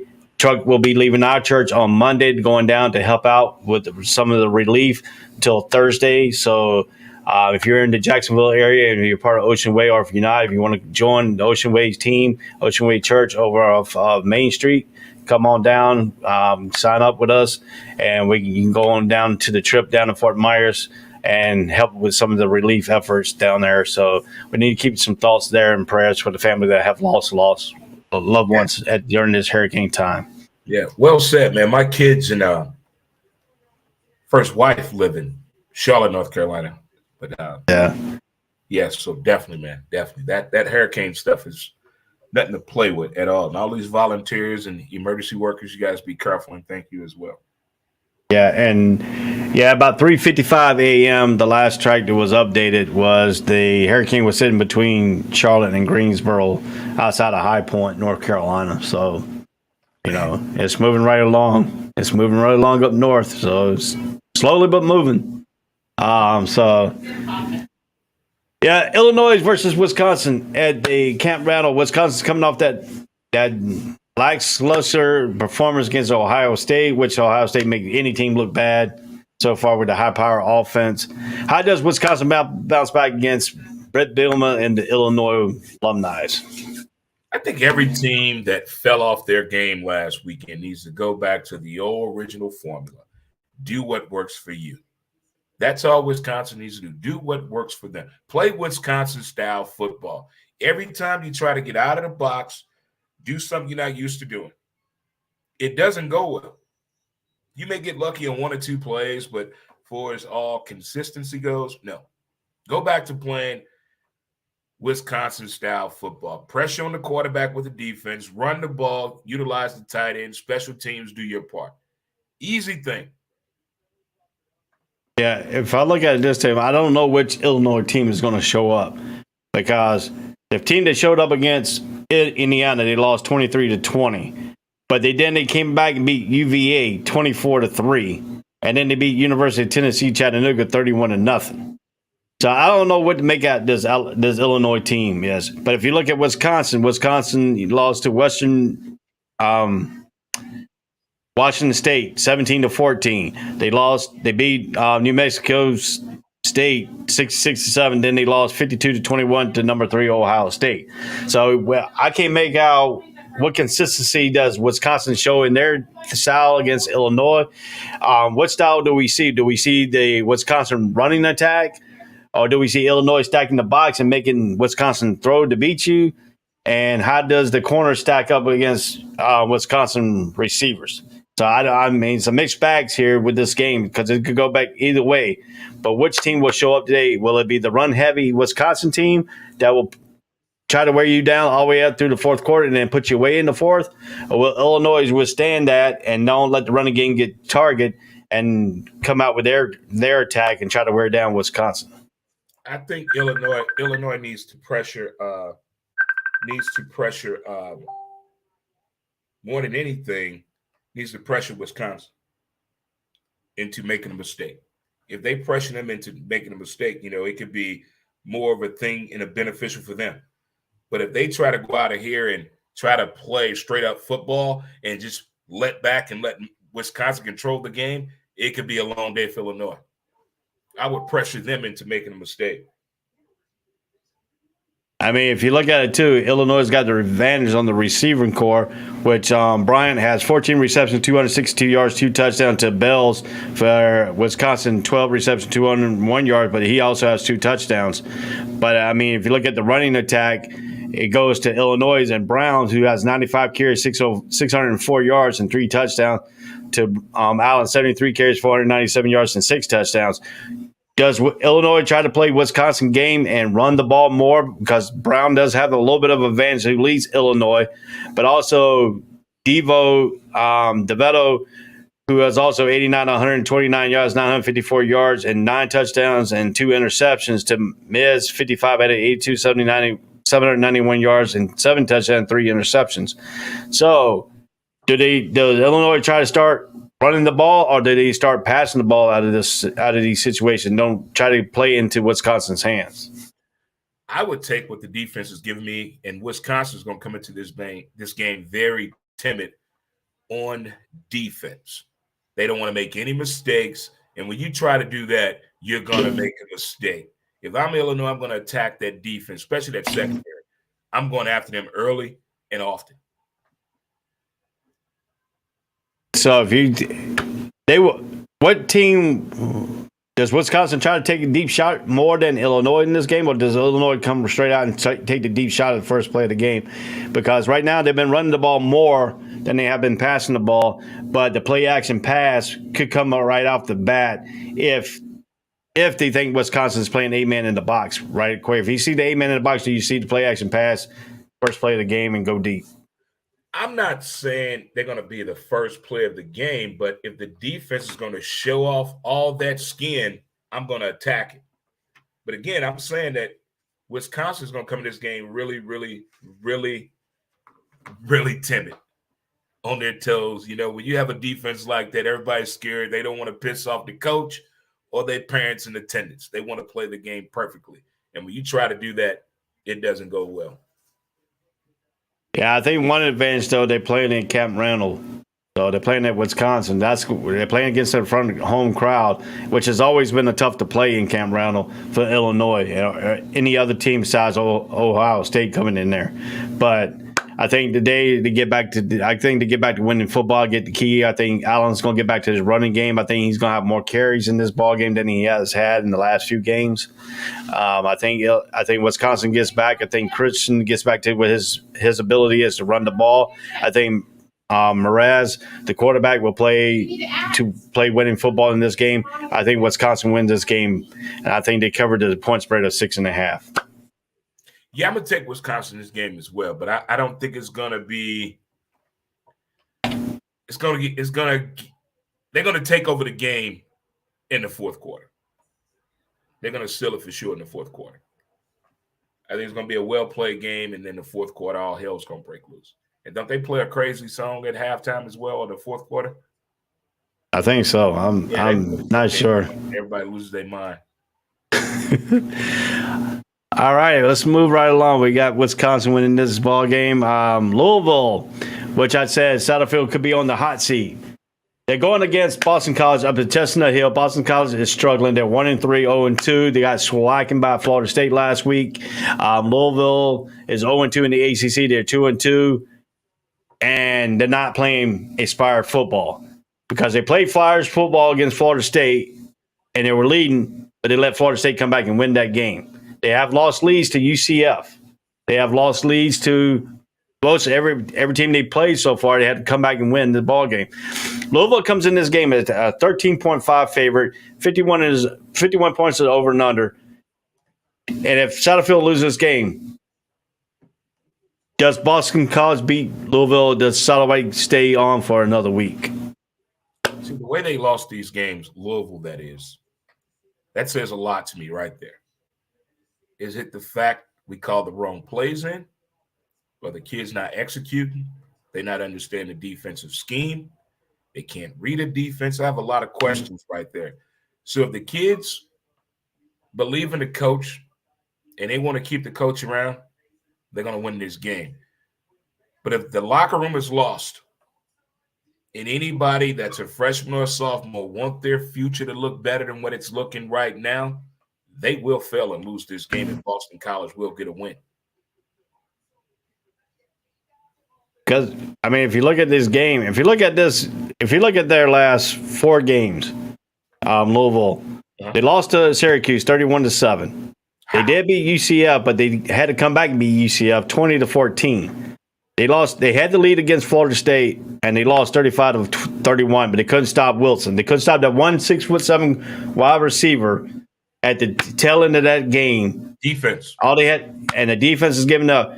Yep. But then they came back and slacked University of South Florida 41-3. Yep. Give me some help, Coach, up top. When that is happening, you need to call me a defensive coverage where I get some help up top, and you didn't give me that help. So that spells defensive disaster written all over it. But I believe in this program at Louisville. But at the same time, the coach got to go. You're ruining a great car. This is a great vehicle. It's well insured. It looks good. It fits all type of atmospheres and events. But they got the wrong person driving this car. They need to go out there and find a coach to drive this car, or he's going to turn this into a wreck, what they call it, a hoopty. For like the next 4 years, they're going to be driving a hoopty at Louisville if they don't fix this driving situation right now. Yeah, if you look at it, too, they went out and got Soloway from Appalachian State. He had success at Appalachian State. He was the coach at Appalachian State when all these upsets that occurred, so they went out and got him. Is this another mistake by another coach at a smaller school that had more success at a smaller school than he's having right now at Louisville? Is this another Scott Frost situation? Should he stay at Appalachian State and just carry Appalachian State on, or did he get over his head when he moved to a Power 5 conference? It's what they say in the South. That boy got a little bit too big for his britches. So he should have kept his ass at App State. See, everybody thinks just because you're funny to your friends don't mean you should be a comedian.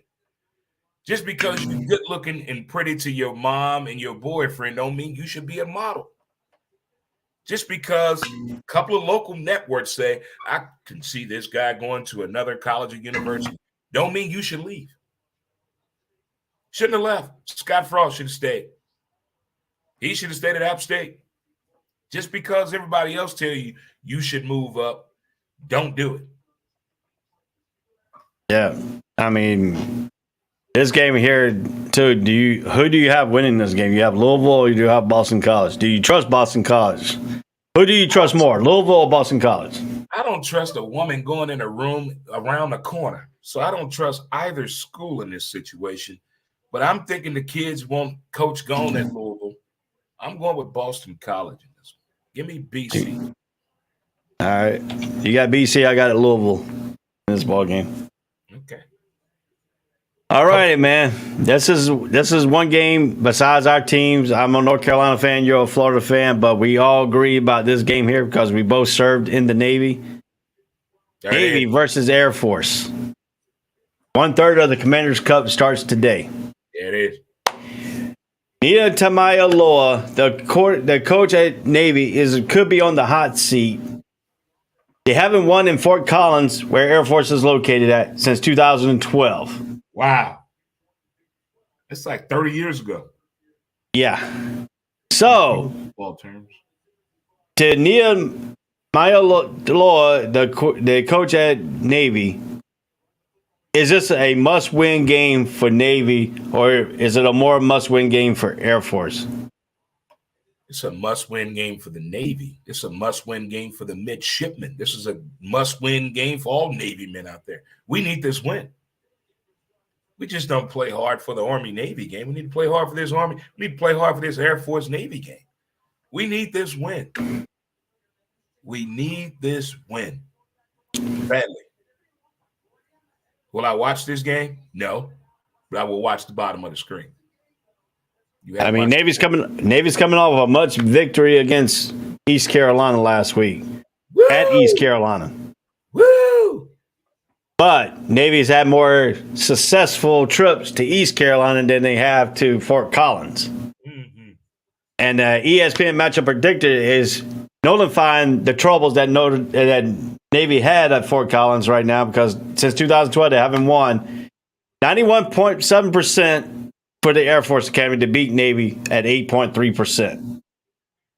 So if you look at this matchup predictor here, if Navy wins, this will be a major upset for Air Force to deal with. Navy has the ability to come up there and win because they can play that triple option. You still got to get rid of it. You still got to get keys. Air Force runs a semi-option, but they have a more better of a, not even the passing. Navy has the advantage in passing. The quarterback for Navy is 15 out of 30, 386 yards, 2 touchdowns, to Daniels, who for Air Force has 11 completions out of 27, 218 yards. So both teams comes in running, but the rushing yard favors Air Force because Air Force has Roberts, who's carried the ball 68 times, 465 yards, and 7 touchdowns, to Navy's Hayward, who carries the ball 27 times, 149 yards, leads thing. But the receiving core goes to Terrell Jr., but Navy, who has 4 receptions, 147 yards, and 1 touchdown. Do we see Navy get out of character and start passing the ball more? Because they might have more success in the air than they would running the ball against the Air Force. It makes common sense to the average football fan for Navy to do that. But we all know how the coach is. He's going to do things his way. He believes in that formula. He doesn't go outside of the box at all. So Navy's going to do the same thing. The triple option, pass late. They'll go deep on the 3rd and 2 in a minute now instead of running the ball when they've been running the ball successfully. That's the only thing that I don't get that Navy does. When they have the opportunity to expose the opposing team's defense and secondary, they want to mess with the front 4. I don't get that sometimes. When you see the obvious weakness and the weakness on the team, take advantage of it. Expose them. Maybe that's too much of the military lifestyle that he's embedded in himself, that he don't want to embarrass people or show them up, so to speak. Yeah, you figure the motto for the Air Force was aim high. You know, you figure they'd be passing the ball because they like to, air it out. They like to fly and stuff like that. Right. But, in transaction here, Navy has more planes than the Air Force. Get that. Tell it one more time. Tell the people one more time. The Navy has more planes than the Air Force. But if you look at the Army has more boats than the Navy. Yep. Facts. So, does the Navy take the slogan for the Air Force, aim high and fly the ball down the field more and keep our Air Force off guard, because Navy has passed the ball a little bit more than they have in past history? No, I think the coach is going to use his philosophy, keep the game controllable, the pace, the game plan, let the defense do its job, and take advantage of field position and play Navy-style football. I don't think they're going to pass that much. Maybe 10 to 15 passes in this game, if that many. I put the over at 12 in passing. Now, if you look at this, too, the disparity of this, Army, Air Force has rushed the ball 412 yards per game to Navy's 196 yards per game. But the Navy has passed the ball 128 yards per game to 74 yards for Air Force. Wait a minute. How many yards a game Russian Air Force got? 412.3 yards per game. Russian. What the hell? And what's their They only have 74 yards passing. Damn. Air Force, Navy is more balanced with 128.7 yards passing to their 196 yards rushing per game. But if you look at the contrast here, you ready for this? Navy's only allowed 69 yards rushing per game. Air Force is allowing 130 yards rushing per game. But Navy has allowed 290 yards passing defensive per game to Air Force only allowing 157 yards game passing. So that lets me know that Air Force is taking advantage of a certain defensive scheme when they're running the ball like that. So if Navy figures that out to put up another scheme look to disguise it, what these other opponents have been doing this year, I think Navy has a chance to halt that running game and put Air Force in a position to throw the ball, as they've been relying on the running so much. And that's called getting outside of your comfort zone, which leads to a pick six. I think to me, I picked Navy to win this game due to the fact that I think Air Force is going to run that ball, and Navy's right at Navy's defense, and Navy's defense has been good against the run so far this year. That's the only thing they've really been good at this year, and stopping the run. I don't think the Air Force has enough ability to pass the ball. I think the corners for Navy is going to be on the alert. You know how the siren goes off on the submarine when they go down, when they dive. I think that's what the Navy is going to do, is going to dive them down, keep them underwater, keep them analog. So I got Navy winning this game. I got them winning by a field goal, though. By a field goal? By a field goal. I got Navy winning, too, as well. And Navy winning. Probably 3-7. So if Navy wins, they win 1/3 so far of the Commander's Cup, and then they got to go beat. But the question is, if Navy beats Air Force and the Air Force turns up and beats Army, Navy wins the Commander's Cup. Woohoo! So that's going to be the key. That's going to be the key of this thing, because Navy will have to beat Army too. So to get it. So, but if in December, the Army Navy Classic. That's going to be the Army Navy game, and that could be for the Commander's Cup at that time too. So, Commander's Cup. Yeah, that's the if anybody don't know what the Commander's Cup is, that's the military academies equal national of their national championship, basically. So, if you don't know what a Commander's Cup is, you're not a college football fan, in my book. All right, let's do a little bit of rapid here, because we're getting down close to almost 2 hours into this telecast here. Who you have, Temple? Do you have Temple or Temple plays Memphis at 12 p.m. on ESPNU. Who do you have in this ball game? Temple plays who? Memphis. At Memphis. Give me Memphis. Yeah, I think Elvis is going to be singing nothing but a ham dog after this victory today. You ain't nothing but a ham dog. Texas State at James Madison. James Madison beat Appalachian State last week. Come back from 25-3, I think, to beat Appalachian State. Who you have? This is playing at Harrisburg, Virginia. Who do you have in this ball game? What's that matchup one more time? Texas State and James Madison. Give me James Madison. Yeah, I got James Madison also. Give me James Madison. Oregon State travels to number 12 Utah, the Pac-12. Who you have? Oregon State and Utah? Yep. They're playing in Utah. Give me Oregon State. Give me the Beavers. I got number 12 Utah taking care of the Beavers at home. The Beavers. Because you got to figure Utah's that Mormon state. They probably got multiple wives, so more beavers there than anything. So, you know. Don't forget to stuff the beaver. Yeah, they're going to stuff them. UMass travels to Eastern Michigan at 2 o'clock on ESPN+. Who do you have? The Minuteman. You got the Minuteman? The Minuteman of Ute. Give me the Ute. The Minuteman. I think Eastern Michigan takes care of things at home. I got Eastern Michigan.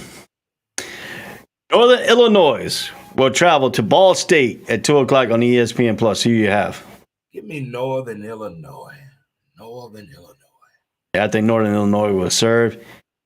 East Carolina at South Florida. East Carolina at South Florida. Down in Tampa. Oh, you know what? They need some love down there in Tampa. I'm going to go with South Florida. I think East Carolina's going to come in mad. I think East Carolina takes this game in behind Elders, the quarterback who could pass the ball and run the ball. Right. So, all right, let's talk about this game coming up here. Number 2, Alabama goes into Fayetteville, Arkansas. Number 20, Arkansas. This game is on CBS at 3:30. How you see this game coming? The weather in this game will be at 77 degrees at weather time in Fayetteville, Arkansas. This is going to be a big game at Arkansas. Arkansas is the 20th ranked team in the ESPN polls to number 2 ranked team, Alabama. Alabama went into Texas and Austin, barely beat Texas. Could this be a trap game for Alabama here in Fayetteville? This could be an interesting first quarter. You know, Arkansas always gives Alabama a challenge in the first quarter. It's going to be a crazy play, but then reality sets in.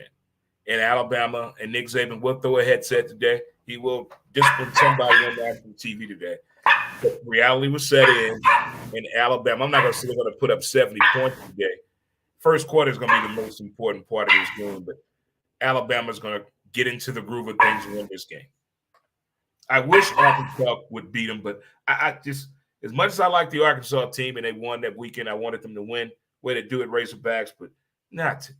Come on now. Not today. Now, if you look at it this way, too, the interesting thing is Alabama's defense per game has only given up 7.3 per game points. Arkansas is averaging 33.5. Yeah. That's it. That's about the best thing they have going for them right there is relying on that. But far as Nick Saban getting the game plan together for this, it's done. But that first quarter is this year to me has been intriguing what Alabama has been doing in the first quarter to me. All right, I'm back in now. There you go, buddy. Yeah. There you go. Sorry, the internet just took my other stream away and a lot. But get back to the point I was making here is Alabama's averaging 48.3 a game on offense. Arkansas is giving up 26 points per game. But on the other end, Alabama's only giving up 7.3, but Arkansas has scored 33.5 a game. Does Arkansas have any chance to match scoring for scoring, or will that defense has to play to keep Alabama underneath 30 points a game to win this ball game? In order for Arkansas to even give themselves a chance today, the defense has to play smart. Smart. You know what's coming. There are no trick plays with Alabama. He doesn't believe in that. Just play. Rely on your defense. Rely on what coaches gave you the information on this weekend, and you can hang in there. Now, if you're hurting on defense, that's the thing in college football when you're playing against Alabama. If you're hurting on defense and they know it, they're going to take advantage of that. So if you're hurting at the linebacker core, good luck in the middle. If you're hurting on them corners in the secondary, good luck stretching the field. Good luck with that coverage. A lot of PIs coming in. But that's the thing. I think the first quarter could really dictate the outcome of the game for Arkansas. How they give up either 7 points or no points, turnovers, taking advantage of field position, and clock management. A lot of people have Alabama on the ropes if they knew how to manage the game utilizing the clock. And a lot of teams don't know how to do that. They think they have to be in a hurry-up sense to score, to score, to score, to score. You've fallen into their hands because now he's going to slow the ball down and now put you in a position to make a mistake and let that defense get hungry, make a big play, and the defense will excite the offense when it comes to Bama when the offense is struggling. We see it every time. Yeah, and this game is played, in Arkansas. So, I mean, if you look at this thing here, too, I mean, if you look at Alabama's, they played Vanderbilt last week, 55-3, and they played University of Louisiana Monroe 63-7. But then Texas gave them a run for their money at 20-19. So, but then you got Arkansas who lost to Texas, number 23, Texas A&M last week, 23-21. So, you see them coming off a loss. Alabama 2 straight weeks had killer games against teams they overmatched, period. Right. But if you look at this, you tell the tape is Alabama has advantage in passing, Arkansas has advantage in running, but both teams come in balance. Both teams are averaging over 200 yards rushing, over 200 yards passing. This is the first time that Arkansas and Alabama looks even on paper of offensive-wise, but there's disparity as it comes to defense because listen to this. Arkansas has given up 302 yards passing, but only under 100 yards rushing per game. Alabama is completely different on defense. They have only given up 138 yards passing, only 62 yards rushing. That's the difference in this ball game. Is the defense of Alabama is going to should hold serve against this Arkansas offense. See, that's the thing. If you go out here believing in the numbers, what Alabama has done in weeks past, that's where you lose the game.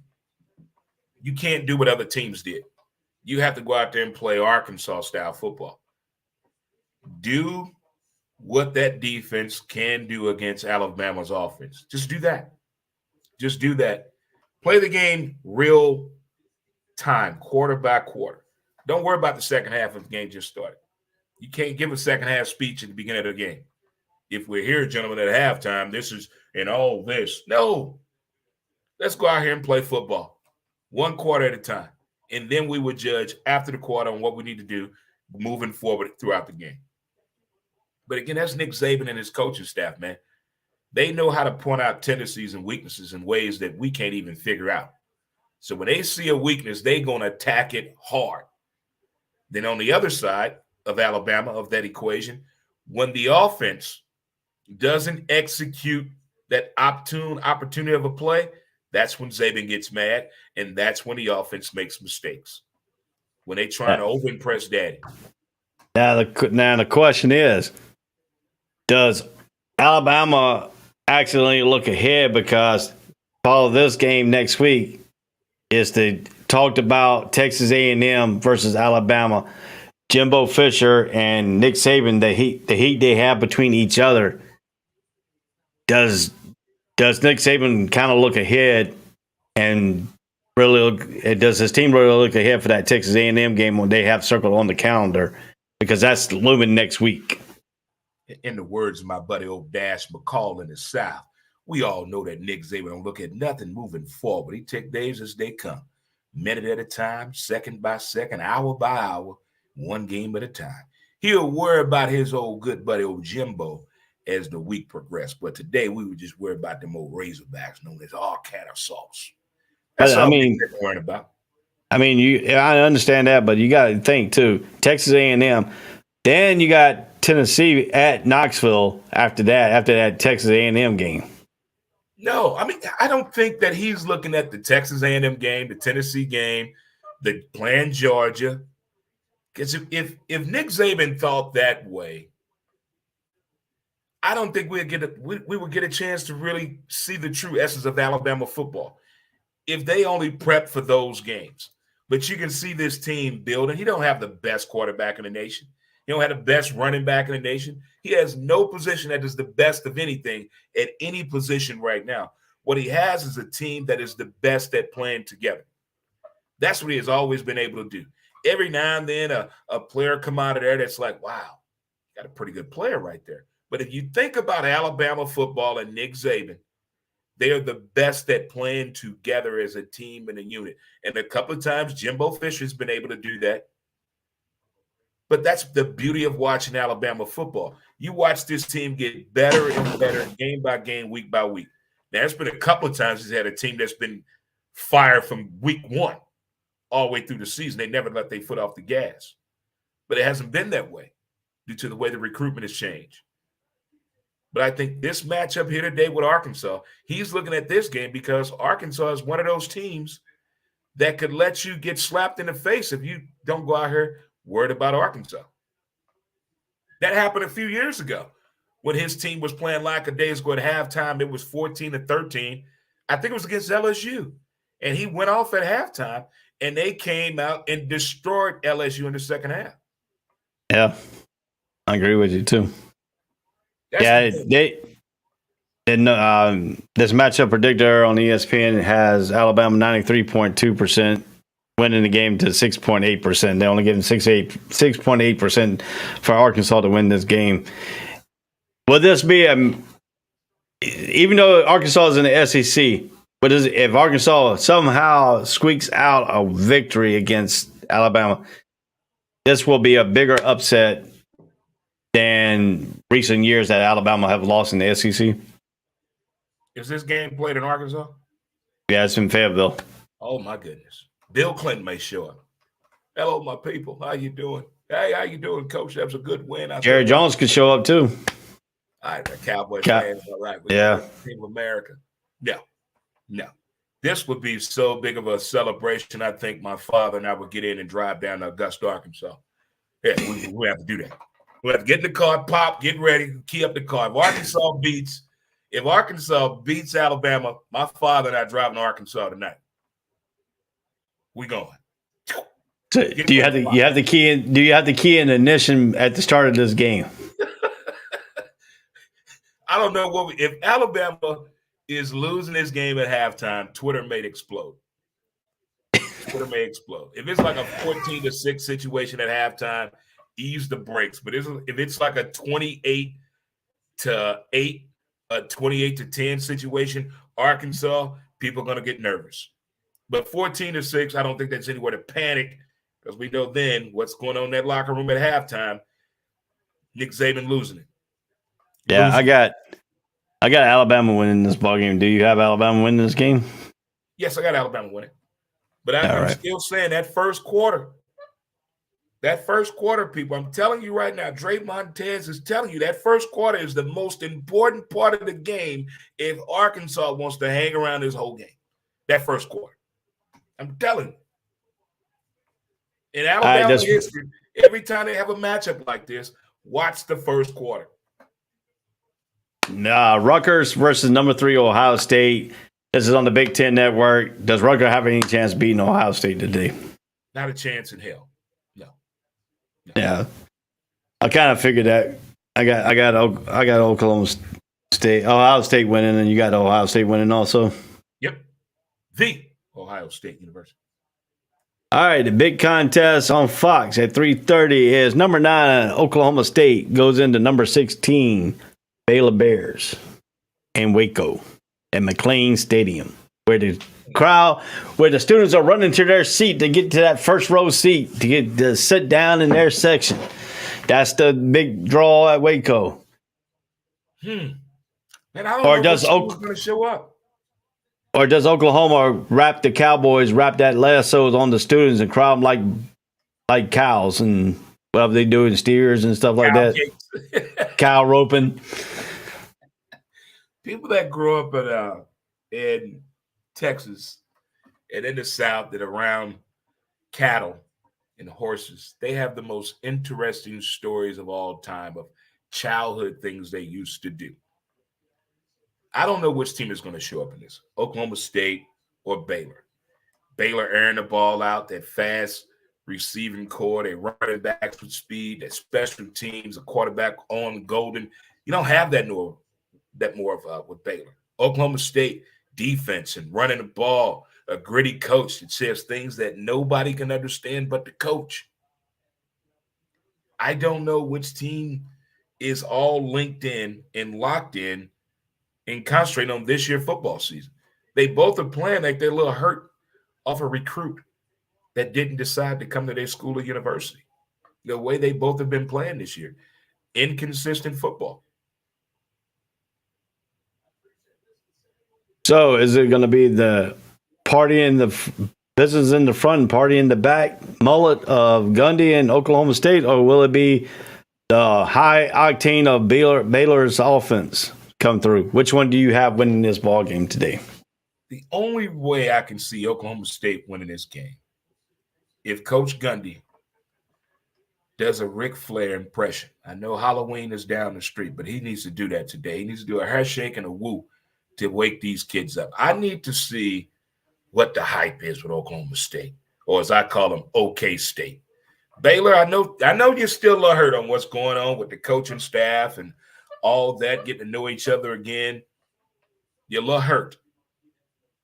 But OK State needs to come out and take control. I know this game is in Waco, Texas, but they need to come out and, just like a home game in Oklahoma, they need to come out and take control of this game early and often. Just like a teenager, early and often. So you got winning. OK State. We're going together. OK State in this one. Who you got winning this one? Northwestern versus number 11 Penn State at Happy Valley up in Pennsylvania today, up in Happy Valley. So they're going into the 104,000 seat crowd of Penn State, who it is just hard to win at Penn State. Does Ron Franklin get the job done today over Northwestern? Is that really Ron Franklin, or is that my dude from Keenan Peele? I don't know if that's him or not. But I'm going with Penn State. I'm going with the Nittany Lions in this one. Yeah, I got Penn State winning that still. So, all right. The big game in Tallahassee today. Number 22, Wake Forest, is coming off a loss to Clemson in overtime. Goes against number 23, Florida State. Florida State comes in undefeated from a very long time. Is Florida State back to the regular Florida State have passed? Or is this going to be the Wake Forest game that comes in and Hartman is going to light them up? Hartman let me down last week, but I blame the defensive coach on Wake Forest losing that game. I didn't start following Wake Forest till last year. And I like Wake Forest team. They're very gutsy, but I had them winning that game last week. They had that game. Dabo, you got lucky. I know you're listening, Dabo. You got lucky. You got real lucky. On the other side, Florida State, the Seminoles. My good buddy, Hot Tub Dave, that's his name. That's his Twitter handle. He's a huge Florida State fan. Huge. The man brings me facts about Florida State that nobody talks about. Nobody. And I have to go with this one. The fact that you said first time in a long time they've been undefeated. They're feeling real good about themselves. I know the chant in the song is like too soon. Can't do that again no more. I'm going with Florida State in this one. I got my wife. She's a Florida State fan, so I live with an actual Seminole fan. Yeah. You said that like she pointed at you. So I am going the opposite direction because I like the battle between me and my wife. You know, gotta keep that little battle going back and forth. She always laughs at me when Florida State wins and Carolina loses. So I'm going to stay in the state of North Carolina. I'm going with Wake Forest is going to bounce back. I don't think Florida State's corner is going to be outmatched today with the wide receiver game. Plus Hartman with the running style he's got, they can mix in with that slow mesh of Dave Clawson's offense will give Florida State a run for their money today. I don't think Florida State can win a shootout like Clemson did against Wake Forest. I think Wake Forest makes this a shootout. I think Wake Forest wins the game. That's a good call. But what you said right there about Wake, putting points on the board, being an even matchup, can they do that? They impressed me last week by doing that. They really did. I did not see that coming out of them putting that many points up on the board, but the defense kind of got exposed last week. Got a little bit exposed. Maybe they got a little big-headed. Maybe the defense of Wake Forest got a little big-headed because plays were happening that just didn't make sense to me, especially in the third and fourth quarter. Didn't make sense to me at all. That was letting go, but the refs were letting them play. Will the refs let them play today? Time will tell. But I got Florida State winning this game, not easily, not big, not handedly. Close game. Well, I got Wake Forest winning this in a shootout. I think Wake Forest is more of an explosive team in offensive wise than Florida State. Wake Forest defense has to stop Wilson. If Wilson gets stopped, Florida State's offense gets stopped. Because Travis is going to be running the ball, but he can be running for his life too. And if Wake can stay as Wake's defense can stay in their lanes and keep Travis in that box to get sacks on him, not let him break containment and break it down with his feet, and they can stop Wilson. I think Wake Forest can win this ball game. I have Wake winning. You have Florida State winning. So there we go. Now let's look forward to this game here. Iowa State comes in at 0-1 in the Big 12, 3-1 overall. Kansas comes in undefeated, 4-0 and 1-0. This is the basketball school. This is the last blue blood that's undefeated in football. So, does Kansas have a shot at Lawrence? This game is played in Lawrence, Kansas. Does Kansas have a shot? Yes, they do. For the simple fact you said this is a basketball school. So that football team has been hearing that all season long. You are a basketball school. Why are you playing football? I would put that on the board in the locker room and have those kids look at it every day. Touch it, read it, feel it, and react on it. I got Kansas winning this game. Oh, boy, I got Kansas winning this game. And I'm not a Kansas fan and nothing. I got an opposite direction. I think Iowa State is going to stop this basketball school and right in their tracks today. I think this is where Kansas loses their first game of the season. They're going to pull on the full-court press on Kansas. I got you. Fresno State at UConn. Who you got in this ball game? Fresno State. Yeah, I don't think UConn is probably going to win a football game in a long. Ain't about that life. Well, we got this one. This game will be played in hurricane condition, tropical storm condition. Virginia Tech travels into North Carolina to play the Tar Heels. Tar Heels defense is non-void, but their offense is great. Virginia Tech's defense is non-void this year. Their offense is terrible also. Lost to Old Dominion. They lost to West Virginia big last week. And now they're going into North Carolina. Last time these two teams played in the state of North Carolina, it was under tropical storm conditions again, where Carolina forced 5 turnovers in this ball game on defensive side. Yes, I said defensive side during the hurricane. Since they're playing in hurricane condition, North Carolina wants to. This is a revenge game from last year, where Virginia Tech beat North Carolina up in Blacksburg. Does North Carolina prevail today? Yes. I can see Carolina winning this game for several reasons. Run the ball. Run the ball. This is the type of game you run the ball. Let your special teams and your defense win the game, but run the ball. Run the ball. If Carolina passed the ball over 25 times, I'd be shocked, and they win the game. Shocked. Well, I'm gonna tell you this. As a North Carolina fan, North Carolina's a better passing team than they are a rushing team today so far. In hurricane conditions. Yeah, I know that, but the only way North Carolina's running game is gonna take effect if Hamilton, the freshman, who leads the team in rushing at 48 carries, 256 yards, and 5 touchdowns. If we see the same Hamilton that we saw against Georgia State that took over that third and fourth quarter that made Carolina win this game, Carolina will have a chance to win this ball game because they lead. He is the best rusher in this ball game than what Virginia Tech has. Right. So, May, who has been unbelievable this season as a freshman, redshirt freshman, he's 89 out of 129 yards, 1,231 yards, 16 touchdowns, and 1 interception. Great ratio. But the Penn State former defensive coordinator, who is now the Virginia Tech coach, it's a different style type of offense against what they did last year when Fuente was there. But the leading wide receiver, Josh Downs, who is not the leading wide receiver for North Carolina, who's been out for 2 games, who came back strong last game against Notre Dame, he had 2 touchdown catches. Does Virginia Tech have anybody who can match up with Josh Downs?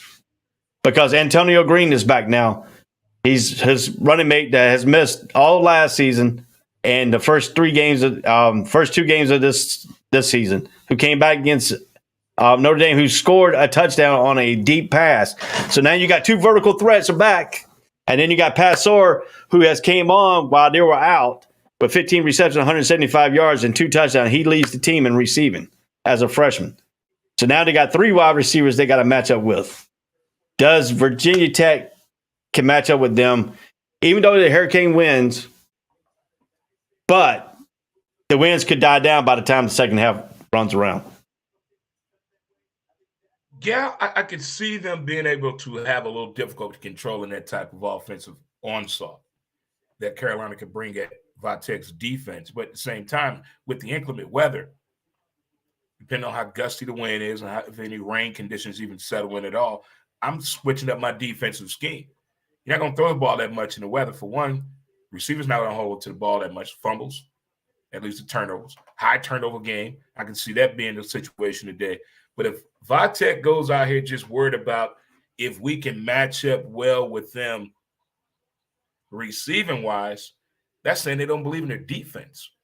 You trying to tell me their defense not getting no pressure on the quarterback? I can't see that. Now, there would be opportunities for Carolina to get open, but I don't think they're going to expose the secondary of Va-Tech like that. I got Carolina winning this game, but I don't think they should go in there just focusing on pass. I see them running more today than passing. Well, this game's at 3:30. The conditions at 3 o'clock is going to be 63 degrees. Wind's going to be at southwest at 9 miles per hour. So now they are predicting the winds to be down in the first half too, the first quarter. That's not hurricane conditions. Okay, all right. Yeah, at one time it did show. They just recently updated the weather. The weather now is that wind's going to be at southwest at 9 miles per hour. At 4 o'clock, it's going to be southwest at 8 miles per hour, 63 degrees, 15% chance of rain from the 4 p.m. all the way down to the end of the game. So they're fine. But the field condition in North Carolina is, since they went with that AstroTurf they got there and they got a nice drainage system, the field's not going to be a factor in this ball game today. Okay.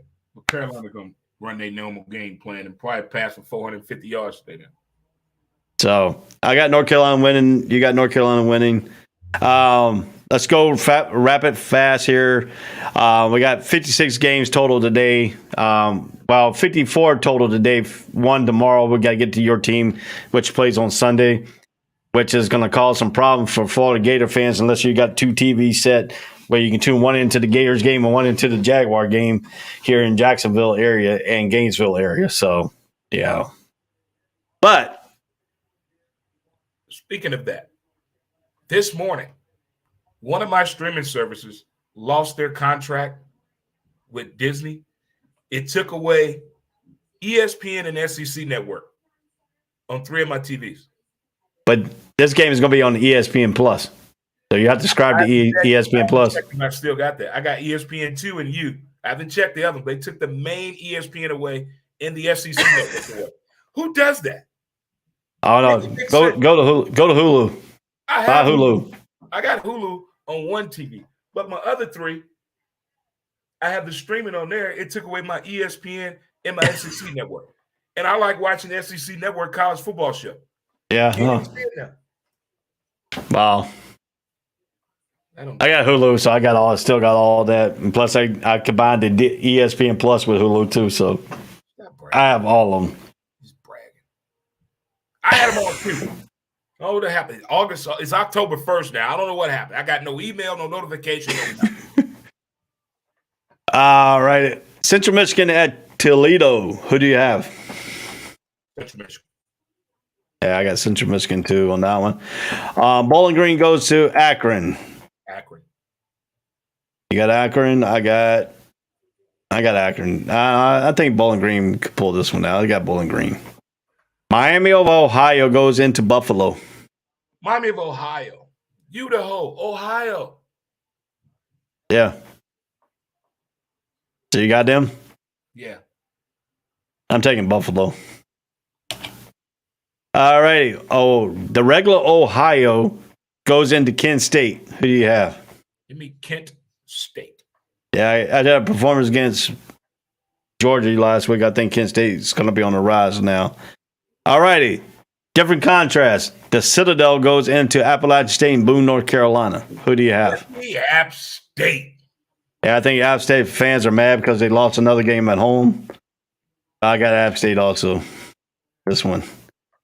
Barnard Webb goes into Marshall. Who do you have? We are Marshall. Yeah, Marshall. At Marshall also. Number 17, Texas A&M goes into Mississippi State at 4 o'clock. SEC Channel Network. Does Texas A&M overlook Mississippi State because they got Alabama next week? Yeah, I think they are. They're going to play a little timid the first half. Now, Jimbo is looking ahead. He's looking ahead to next week. So, yes, they will be they're going to be a two-faced team today. First half and second half, we're going to see two different Texas A&M teams. Texas A&M is going to win this game, but it's going to be one of those alert games, upset alert watch games. Going to get that in red print. So you got Texas A&M? Yeah. I'm going the opposite direction. I think Mike Leach is going to capitalize on the look ahead. I think Mississippi State is going to win this ball game. Mike Leach gives the greatest quotes ever. If the wind is blowing in your bedroom, maybe you should eat an apple. Yeah. What would that mean? Nobody knows. All right. We got Florida Atlantic at North Texas. Who you got? North Texas, baby. We like our meat the way we like our women. Tough. Steers and queers. All right. Does Syracuse stay undefeated against Wagner? Yes. Give me the Cuse. I got the Cuse too. South Alabama goes into Louisiana. Give me Louisiana.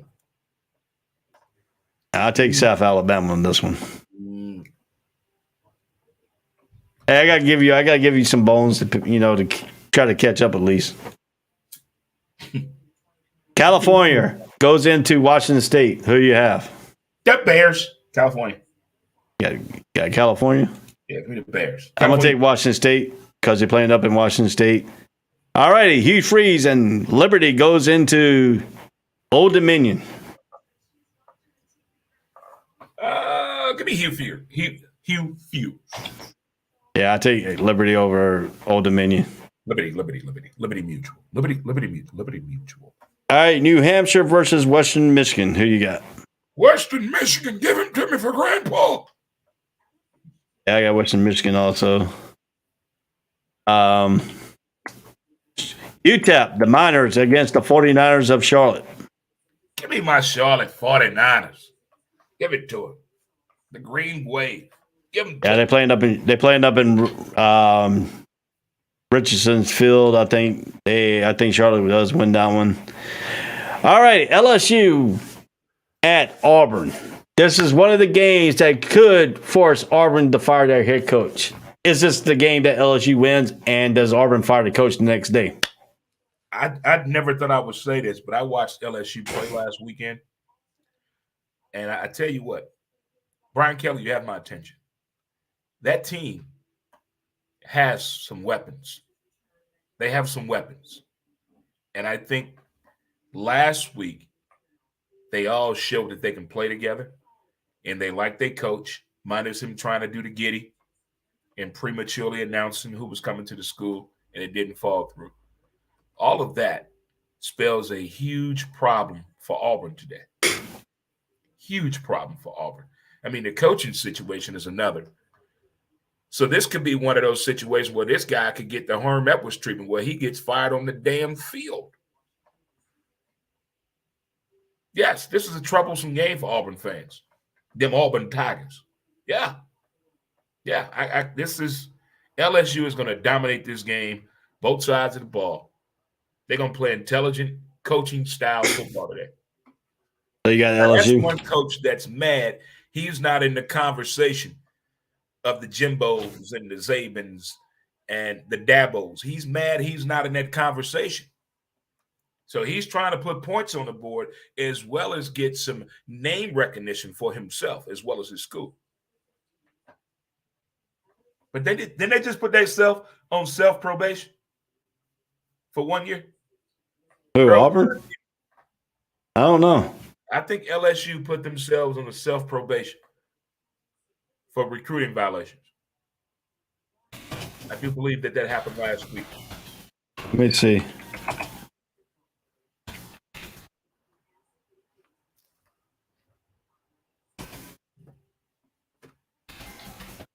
I don't know.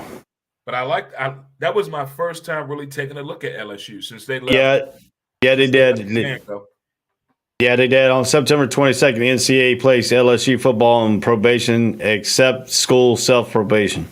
Yep. For 1 year. Yeah, see? So. So now this is basically how coaches attack that to the players. Just go out here and play football. No pressure. No pressure situation, and you're LSU. And what I saw last weekend, speed and versatility equals W's. Yeah, that's the quarterback that plays for LSU. Used to play for Arizona State. Mm-hmm. He transferred out and went to LSU. So, I mean, he's done pretty good for himself. I've seen some of the games that he played. I've seen that one game he played. He rushed the ball, throw the ball. He looked like he's throwing him to himself and running the ball at the same time, you know. That's how fast that dude. That's how fast that dude it really is. So, you know. When I was the only child, I used to do that. Damon told me to tell you to get the Fire Stick. I do have the Fire Stick. It's through my streaming service that I have that I pay $25 a month for every channel known to man. But this message came up this morning, said that they lost their contract with Disney. But I have every channel but ESPN and the SEC network. So I use my Hulu to watch ESPN right now. But I still have ESPN2, ESPNU. I haven't checked the other networks of the other ESPNs yet. If you got Hulu has the SEC network. Yes, they do. But that's only on one TV. Well, you need to take your computer. You should have a setup like mine. I got 3 computer screens. I put Hulu on all 3 computer screens when I watch football, and I put the main TV on the game I want to hear the broadcasters. That carries the broadcast, and the rest of them are there. I use my laptop to watch games and tweet as well. But I use my TVs, what they are for and what they're supposed to do. He's also said you need a Fire Stick that jailbreaks. What's his name? Roy, Bob, or what's his name? Damon Hernandez. Damon, thank you. I've already done this, Damon. Thank you, Damon. Thank you. I appreciate it, Damon, but I got it. I got it. It's not as bad of a situation that it is. I'm just over-exaggerating that the fact who the fuck takes away ESPN but gives me everything else.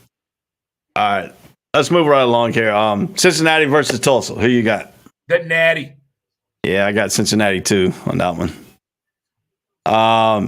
Georgia Southern at Coastal Carolina. Who you have? Oh, they playing down in my stumping ground, the whole waves of Myrtle Beach. Give me Coastal Carolina. All right, University of Louisiana Monroe versus Arkansas State. Give me University of Louisiana Monroe. I'm taking Arkansas State. So I got Coastal Carolina, I got Arkansas State in that one. Troy versus Western Kentucky. Give me the women of Troy. I mean, the men of Troy. The women of Troy is a great documentary. Yeah. I took Western Kentucky. I took the Hilltoppers because they're playing at in the Hilltop. Number one, Georgia goes to Missouri. Who do you have? I know a lot of people, since I'm here in St. Louis and you're in Jacksonville, Florida, that are going to this game today. Now, I mentioned to my buddy, the counselor, who's a Mizzou alumni, that I want to go to a Mizzou game this year. And he said the only way he'll go to a Mizzou game today, a Mizzou game this year, if they show him heart today. I don't know what that means. I mean they're getting a blood pressure check before the game to make sure they have vital statistics. I don't know what that means. But Mizzou does not have a shot in hell of beating Georgia.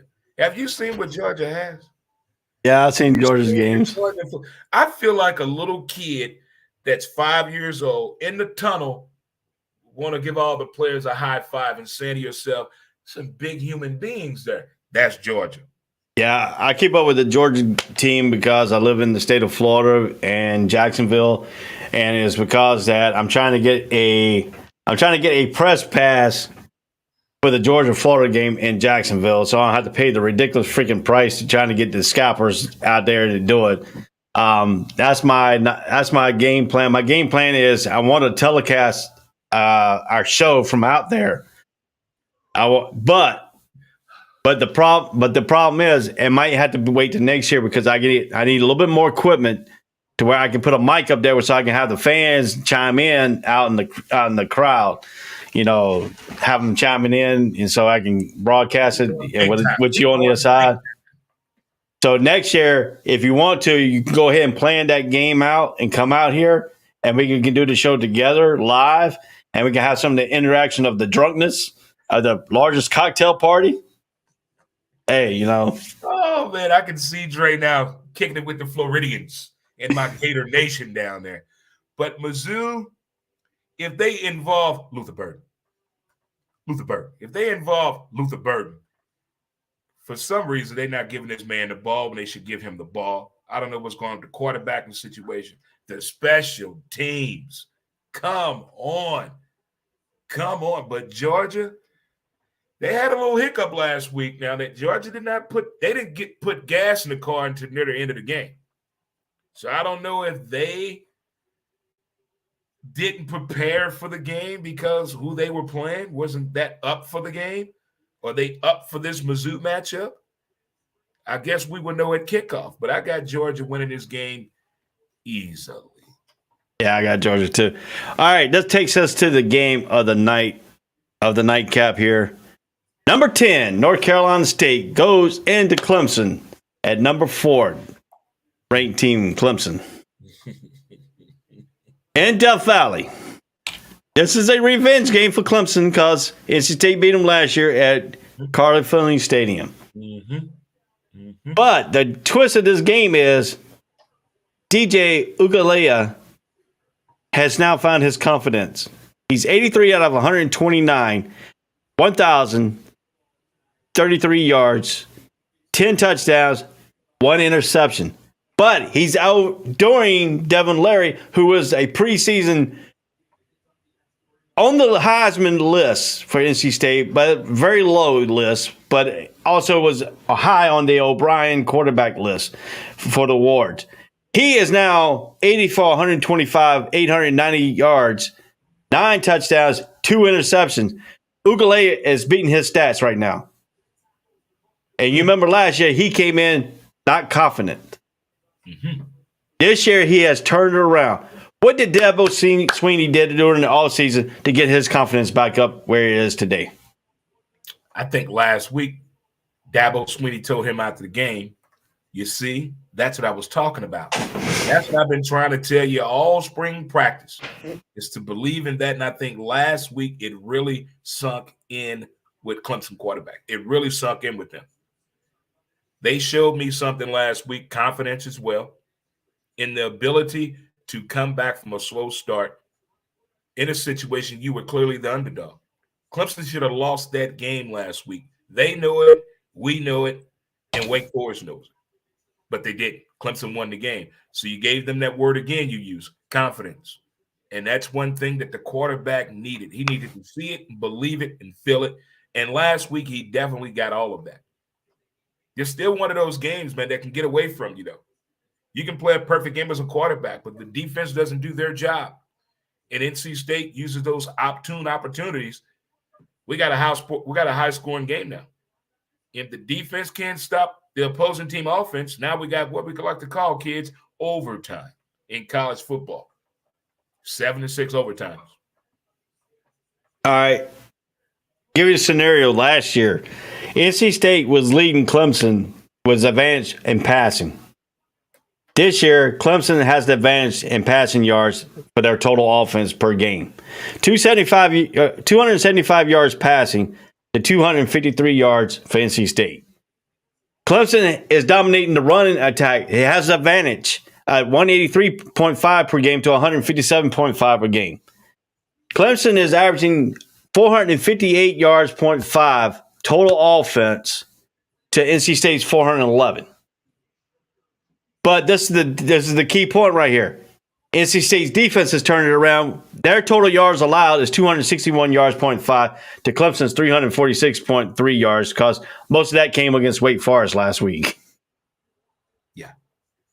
So, also the passing yards allowed is 267 yards for Clemson's defense to 179.8.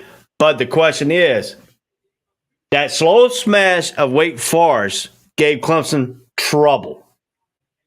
NC State doesn't do a slow smash. They play in that shotgun formation, and they play that little bit of a ride option type deal with their running back. And the new running back is leading the more is Samua Agabaye. He's got a long name.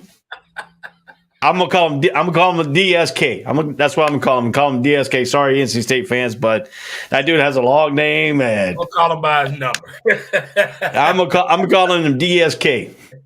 You know, he has 39 carries for 252 yards and 3 touchdowns. But on the other hand, they got to deal with Shipley, who has carried the ball 52 times for 353 yards and 7 touchdowns. Shipley is used as a weapon for Clemson because he can catch the ball out of the backfield and he can run the ball for power. He is a mismatch for NC State's linebackers. Even though they have Patton Willis, who's supposed to be one of the best linebackers when he's healthy, they also have the other. They also have another good linebacker, but Shipley has disappointed teams' linebacking position. They exploited teams against Wake Forest. He supported their linebacking core. Do NC State have a defensive guy who can match up with William Shipley, or is Shipley going to take it to the house more times than none in this game? They're playing in Clemson, Death Valley. Here's what I'm thinking: Clemson defense does not want to let happen what happened last week, where they were confused.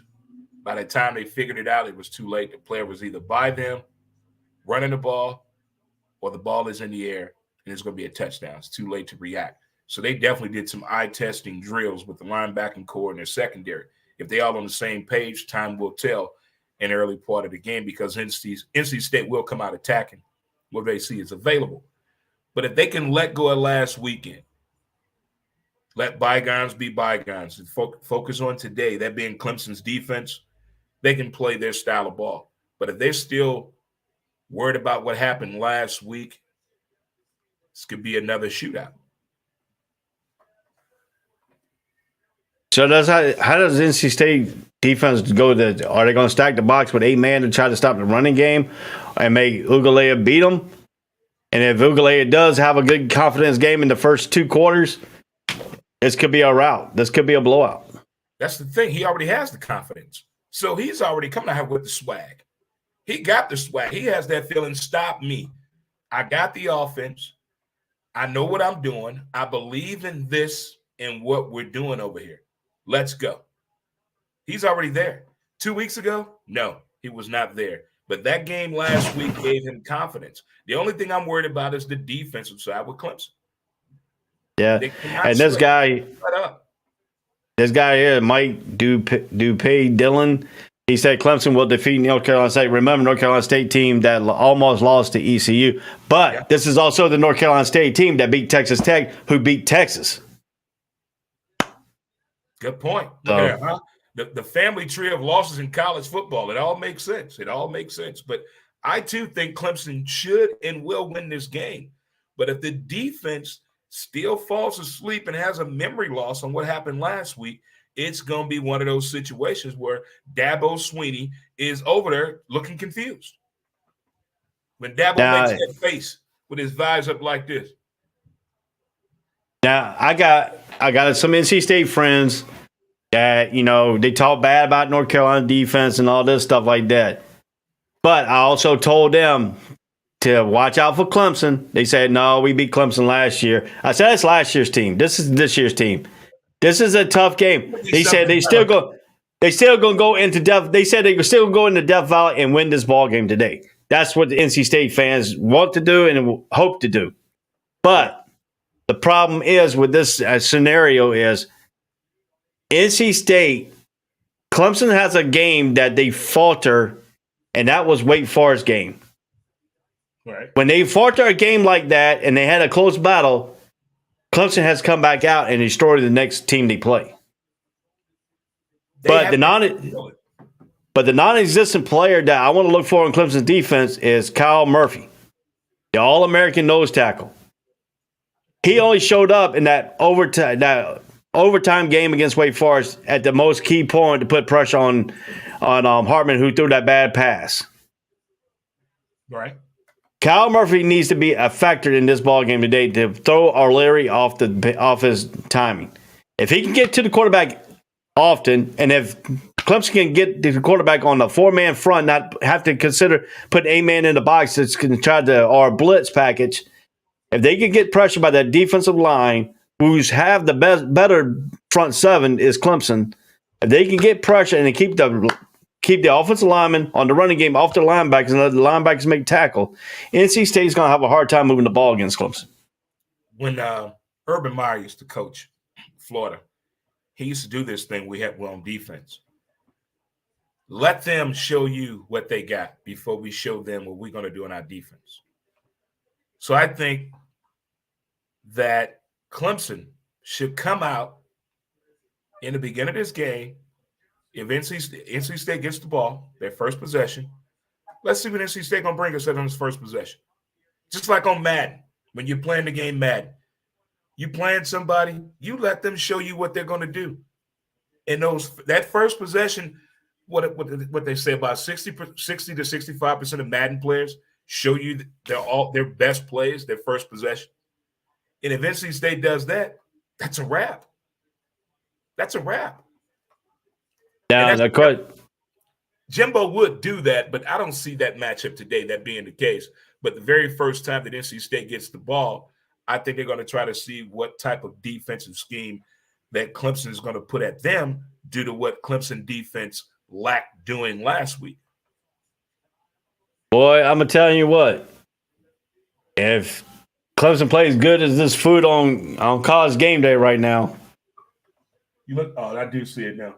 That college game day food right there that's making me hungry. The freaking desserts they got, all the way to the ribs, all the way to the fully loaded hot dogs.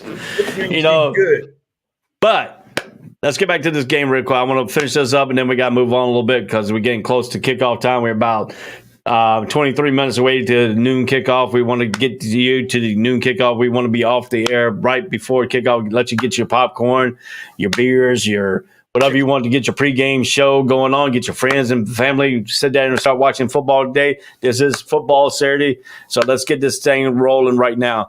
If we look at this, and let's finish this game up real quick, and we predict our winners here. If North Carolina State gets their offense going, and if Larry gets going and gets confident, and they can't stop anything North Carolina State does, but if Clemson turns this into, we know Clemson can win the shootout. We know that. We seen that last week. We have not seen NC State win a shootout. If this turns into a shootout, Clemson gets the advantage. NC State needs to keep their running game going and keep Clemson's offense on the sideline in this ball game. But if they can't get the running game going and they can't win the time of possession, I think Clemson is going to destroy State. I think State is not going to have a shot. I think the 7-point spread right now is a good spread, but I think I'll go over the point spread because I think Clemson is going to win by 2 touchdowns myself. I got Clemson winning this game too. I think it's going to be close game. I got Clemson winning this game. But now the turnover game. Now, if NC State wins the turnover game, again, you're going to get that red alert on your phone. Upset alert. If NC State is winning the turnover game, if the turnovers are over 3, and NC State winning that, they're going to win the game. But the quarterback has confidence in Clemson, man. He got the prettiest girl, the nicest car, and he's fully insured. Everything is looking A-okay to him. Yeah. Like I said, I'll probably go out. As soon as I get off this show, I'll probably go out, Uber for a little bit, listen to some of the noon game because my game don't come on until 3:30. So, I got to make this. I got to make some money because I haven't gone out the last 3 days because of the hurricane. So I got to make some money for the family here. So anyway. I don't have the money to gamble right now. Don't listen to me, right? Don't listen to me. I paid almost. I made about $4,100, and I have paid off all my bills for this month. So look at you, huh? So, responsibility, right there for Ray, huh? I'm trying to buy a house, so I got to get all my bills and my credit back up a little bit. What my ex-wife destroyed. So that's my bill.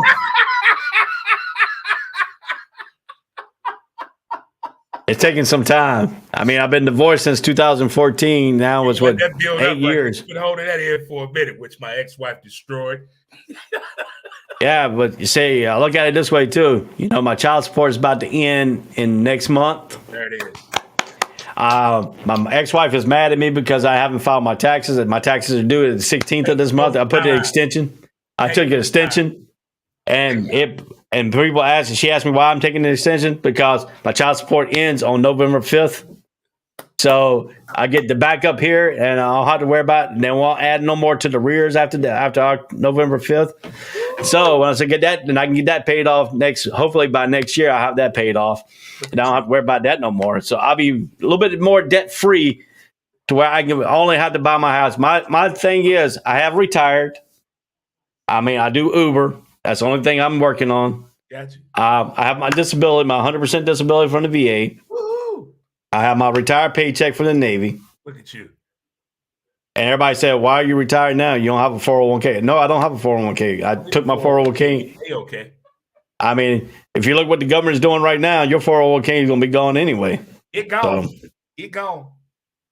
So anyway, and then now I turned 62. I'm eligible to get my Social Security at 62. And people say, why don't you wait till you're 70? I say, if you do the math, even though I'm going to get about $1,800 of Social Security, if you do the math, average man don't live to 84. My lifespan is shorter than that because my dad passed away at 67. My mom passed away at 71. My dad's mom passed away at 61. His dad passed away at 54. My mom passed away at 71, and her dad lived to be the longest. So my lifespan in my family is very short. So I'm going to take my money at 62, and if I can make it to 84, I'll still have more than what I had if I would have waited to taking it at 70. So that's how you do it. Look at that. I got it all worked out. Weeks, right? Huh? You turned 62 in 2 weeks, right? No, I got 9 more years after next year. All right. I love it. I turned 50. Actually, I got 11 more years because I only turned 51 next year. So I just turned 50 this year. So in June. Well, welcome to the club, Nickel. So we both got Clemson winning this ball game. West Virginia at Texas. Who you got in this ball game? Until Texas shows up to the building, man, give me the WV. Where that damn Manning should have went to. I think Texas is going to come back and bounce back and win this ball game. They're going to call Arch. Arch, we need you. Just remember the name. Robinson, the running back. That's who's going to dominate this game today. So, Indiana at Nebraska. Who you got? Going to Lincoln. Oh, man. Give me Nebraska. You're going to take the Cornhuskers? That's a damn shame. Let me coach the team. Look, Nebraska, reach out to me. I still don't believe in Nebraska. I think Indiana's going to win this ball game. Reach out. All righty. Reach out. Virginia at Duke. Duke's 3-1. Virginia's have lost 2 games. Duke. You going to get Duke at Wallace Wade Stadium, the high school stadium? Yep. I'm going the other direction. I think Virginia's got Duke's number. So, San Jose State at Wyoming. Up in Laramie, Wyoming. Give me Wyoming. Yeah, I got Wyoming too on this one. UAB goes into Rice. University of Alabama, Birmingham at Rice. Give me UAB. I got UAB too. Georgia Tech, without their head coach, goes into Pitt, number 24, Pittsburgh. Who do you have? Give me Pitt, man. I got Pitt too. Realizes how much they have just that school has overhyped themselves. I hope they just calm down, play football, please. Stop listening to the student body and just play football. All righty, Florida International at New Mexico. Come in, New Mexico. I'm going the other way around. I think Florida International brings the hurricane with them, and it destroys them. Uh-oh. Colorado at Arizona. Pac-12 matchup. Give me Arizona. Yeah, I think Arizona will win this one. Arizona State goes into USC. Well, I don't like what Arizona State did. The way they did it. The fact that there's not been an investigation. But that was just god-awful how you go on the field to fire a coach before he even gets to the tunnel. Before the man got to the tunnel. USC, I didn't get a chance to watch the game last week. I'm going to watch this team too because I got to see what this Lincoln Riley is doing. All I see is highlights. I want to watch this game. I want to see. I know it's not a big matchup, but I still want to see this USC team. But you need ESPN to watch this one. This one was at 10:30. I have ESPN. All right. All right, you got Stanford at number 12, Oregon. This is an 11 o'clock at night game on FS1. Come up with these time games, man. Come on, man. That's West Coast. Man. So it's only 8 o'clock. Over there. It's only 8 o'clock over there. It's 10 o'clock your time, 11 o'clock my time. Make the game at 5 o'clock over there. Make it make sense. Give me Oregon, man. Give me Oregon. Yeah, I got Oregon winning this one also. All right, let's talk about your game. Your game will be on Sunday. Eastern Washington goes into the Swamp at Florida. This game is at 12 o'clock, high noon on ESPN+. This is a NFL Sunday game who's going to be matching up against an NFL team within an hour after they start. So what's going on with Florida? How will Florida rewrite the ship that they lost to Tennessee? I would definitely be watching that game on my cell phone because nobody messes with the NFL. We already got an 8:30 game from London with the Vikes and the Saints tomorrow. It's got football all day. I don't know who this Florida team is. I don't know. Last week we had that game. I called that onside kick. I said we're going to get this ball and run it back. I don't know how he got tackled by that slow guy. I don't know how. The plays that were called didn't make sense at all. You have to be ready. Is it just certain people that put that play in their head what to do when I have no timeouts? And it's less than a minute on the clock. Do I have a play for that? Do we practice this? Should we practice this? Because last week in that game looked like they were not prepared for that at all. Coach, what we gonna do? I don't know. I don't know. Nobody knew to call what to do. That's too much pressure to put on Anthony. But he's not ready. This team is not ready. We're going to win this game, but it's not going to be like, oh, Florida's back. No. You can't say that in this matchup. Oh, Florida's back. No. I don't want to hear it's his first year coaching. Not his first year coaching football. I don't care what level it is. It does not change the way the game is coached. The approach is different. The language is different. But the simplicity of the game shouldn't change. And that's what's going on at Florida. He's making a very simplistic task just so hard. Fire him. Stop it. I want to fire everybody, don't I? Well, the question is, Florida this year, from the first game to the Tennessee game, they have played tight games. Number 7, Utah, they won 29-26. They lost to Kentucky 26-16 was the double-digit loss. They beat University of South Florida. They should have beat handily 31-28. They barely beat them.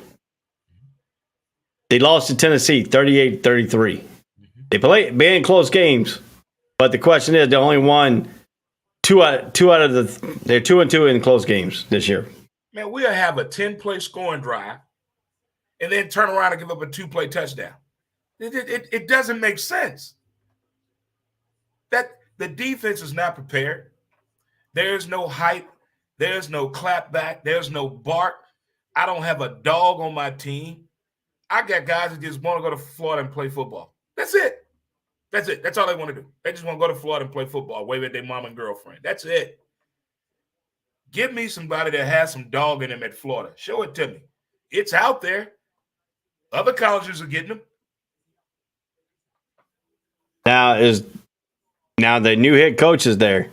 Do you still think is this the right hire, or was it they just preceded what he did at Louisiana? See, when coaches come into a new school program that's already has been accomplished as a football program, we're looking for the coaches to come in and say, okay, let me see how you operate this machine. It's not that easy in the college level. For one, those are not his kids. So he got to get to know all of them. They don't have that much time together in spring anymore. Daddy said you got to change the way you hang out together. We know that. We get that. We understand that. But the game of football has not changed. So whatever the relationship with these players, they got to get better. The trust system must believe in each other. The coaches, there's something wrong with the communication process of this team. I'm not saying we got the best team in college football, the best team in the SEC, but damn it, we are the Florida Football Gators. We're not coached like it. We're not playing like it. And we're not acting like it. What is it going to take? Now we see that Damian put this one up here. I'll put this one up here for you. Florida needs Meyer back. Do you agree? Let me talk about this one real quick. Florida's not going to hire. Well, I ain't going to say Florida will hire him back, but I'm going to say his wife won't let Urban Meyer come back to Florida. Either he'll have to divorce his wife to come back, because that's what she said, that if he goes back to Florida, I won't be coming back with him. So that means he has to divorce his wife to come back to Florida. I'm all about coaches and players doing better to give the game more attention and to play and do your job better by divorce. Do it. Divorce her. Bye. I won't be here if you go to Florida. Bye.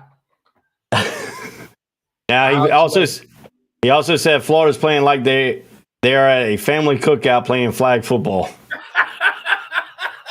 You got jokes. Who is his football team? Who is your football team, player? Who is your squad? You throwing all this smoke at my Gators. Who's your squad? We're not. I'm gonna give this coach. I give a coach 2 to 3 years when you're new to the program.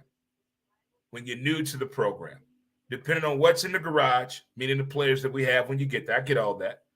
You got to understand the situation, where you came from, what you bringing to the table.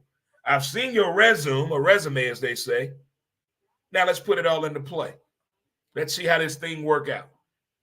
I went on ahead and asked him that question. Who is his football team? Let's see if he answers back. And now it's time to put it all into use, man. And the way these players have been coming, I don't know if he's nervous. We've heard about crazy Wi-Fi stories in college football this year. What do you say? He said, I don't have one yet. Still looking. How is that possible? How do you watch college football without any affiliation? Who do you yell at? Who do you yell at? Your bookie, your wife, your dog, your kids? If you do not have a college football team and you watch college football, I'm lost. I'm speechless on that. I'm speechless. Well, I'm a Tar Heel fan, and I'm going to tell you how I watch football. I anchor my TV to a stand that I can't take off and just pick up the stand and throw it out the window. Ray, we are better than that. We can't throw TVs anymore. I used to be in that club too. I would toss a TV in a fucking minute. I don't hit stuff anymore. What has helped me out is a walk before the game start. So I take a neighborhood walk before we do our show, and it calms my nerves down. So it gets me through a stress-free Saturday where I don't have to destroy anything in the house. I mean, I wish it was the same way for everybody, but it's not, you know. Well, let me tell you what. I was stationed in Hawaii. So I used to live on the 14th floor in Pearl Ridge, behind the Pearl Ridge Mall, where we could see the drive-in movie theater. I took my TV, literally picked it up, walked outside the sliding glass door, and threw it off the 14th floor.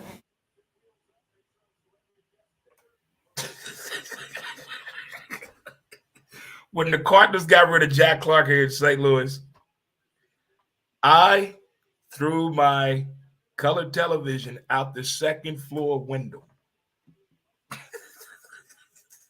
I threw mine off the 14th floor. I was a teenager. You were a grown man. Yeah, I was 21. I was 21. Oh, my goodness. I got so mad. And the only reason I got that mad because it was a Carolina Duke game. It was a rivalry game. I got pissed off because the coach was making some bonehead calls. So I took the darn thing and launched it.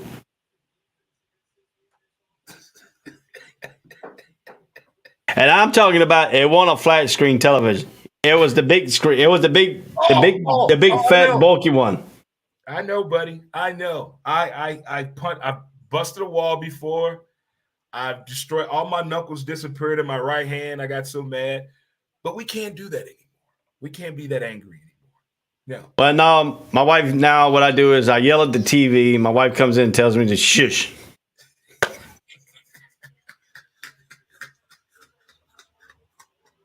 So I'm giving my televisions names. So I just call out the name when something is going wrong on one of the televisions. Yeah. All right. So you got Florida winning this game today, tomorrow? Yes. All right, folks. We have completed our pick'em.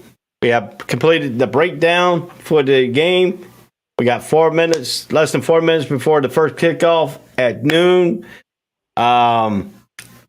Sunday game, like I said, is Eastern Washington at Florida. You can only watch that on ESPN Plus, and it goes up against a football NFL team that starts at 8:30 your time, 9:30 my time. There's nobody going up against the NFL. That game just happened to be on Sunday due to the weather situation. Nobody is going up against the NFL. Nobody. But that's probably why they put it on the NFL. That's why they put it on ESPN Plus, and that's why they're playing Eastern Washington, an easy game for Florida. Supposedly, they should win this ball game easily. They better. Or else we might see a flying cell phone coming through. Yeah, I would throw a cell phone now. I would throw one of those in a minute. This would be embarrassing here for Florida because Florida is 97.9% chance of winning this game. They're only giving the Eastern Washington 2.1% chance of winning this ball game. Who did the 2.1? What holds people? I don't know. Vote for Ken Griffey Jr. This is according to the ESPN Football Power Index. Power this, ESPN. Power this. I got your power. I mean, if you look at all the leaders on Florida, the quarterback has a better percentage than the quarterback for Eastern Washington. Florida outrushed the Eastern Washington rushing thing by almost about 100 yards. They got the advantage in the wide receiver. Florida does 239 to 214. So, yeah, we should. We should. And we have been consistent with the way we've been playing, right? I don't want to go in this situation thinking we already going to win this game, and we haven't played this year at all like football, like Florida football. And if you look at Eastern Washington, they lost to Oregon 70-14. And they lost to Montana State, Middle Tennessee State 38-35. So 75 degrees in Gainesville tomorrow. We should win, man. We should. But nothing is guaranteed with that football team. But I'm still going to rep my colors. Orange and blue. Well, tomorrow Denver Day anyway. So, I mean, I have orange and blue on anyway. Yeah. So, I mean, if you look at it at that point, yeah. All right, dude, let's see, we got one more comment and we'll bring this up here and we'll see which is worse, Florida or Las Vegas Raiders? The Raiders. Of course he's going to say that because you're Gators. I got a matchup tomorrow in football with a buddy that's coming over to watch the game on 70-inch. He's a Raider fan, my man Charlie, my man. And I'm a Bronco fan. We're cooking. We're watching the game together. The loser has to call the winner daddy for a whole month. I told him I got the DNA results. You're my son. You better call me daddy. Yeah. There's no money involved, no weird haircuts, no dressing up crazy, just words. Well, my sister just texted me. She's in Henderson, North Carolina. They've been without power since 9 p.m. last night. So, man. So she said with no power right now. She lives in the country of North Carolina. She lives out of the city of Henderson, North Carolina. She lives in the country part, so it's going to probably take a while for them to get out that far to get the power back on. So keep my sister in prayers and her family while they battling the power outage during the hurricane here. So it is 12 o'clock. It is kickoff time. I am Ray. This is Dre. Enjoy your football weekend. Enjoy your NFL. We'll see you next Saturday at 9 a.m. Eastern Standard Time. It'll be 8 a.m. Central Time where he's at in Missouri. So hopefully your Gators win. Hopefully my Tar Heels win. Hopefully have a good day and we can come back on a positive note. So, and Damien said he's praying too. So long. Have a good day. Enjoy football. Peace out, brothers. Good luck to all, man. Whole sports, all plays. Whole sports, all plays. Whole sports, all plays. 365, we making up plays. You talking the game, get you through the days. We're high in the court, the dime in the lane. Variety topics, living the same. All presentation, sports information. In the airways, taking the nation. All sport, all plays, like working your faces. Grace at the field, so tie the laces. All sports, all plays.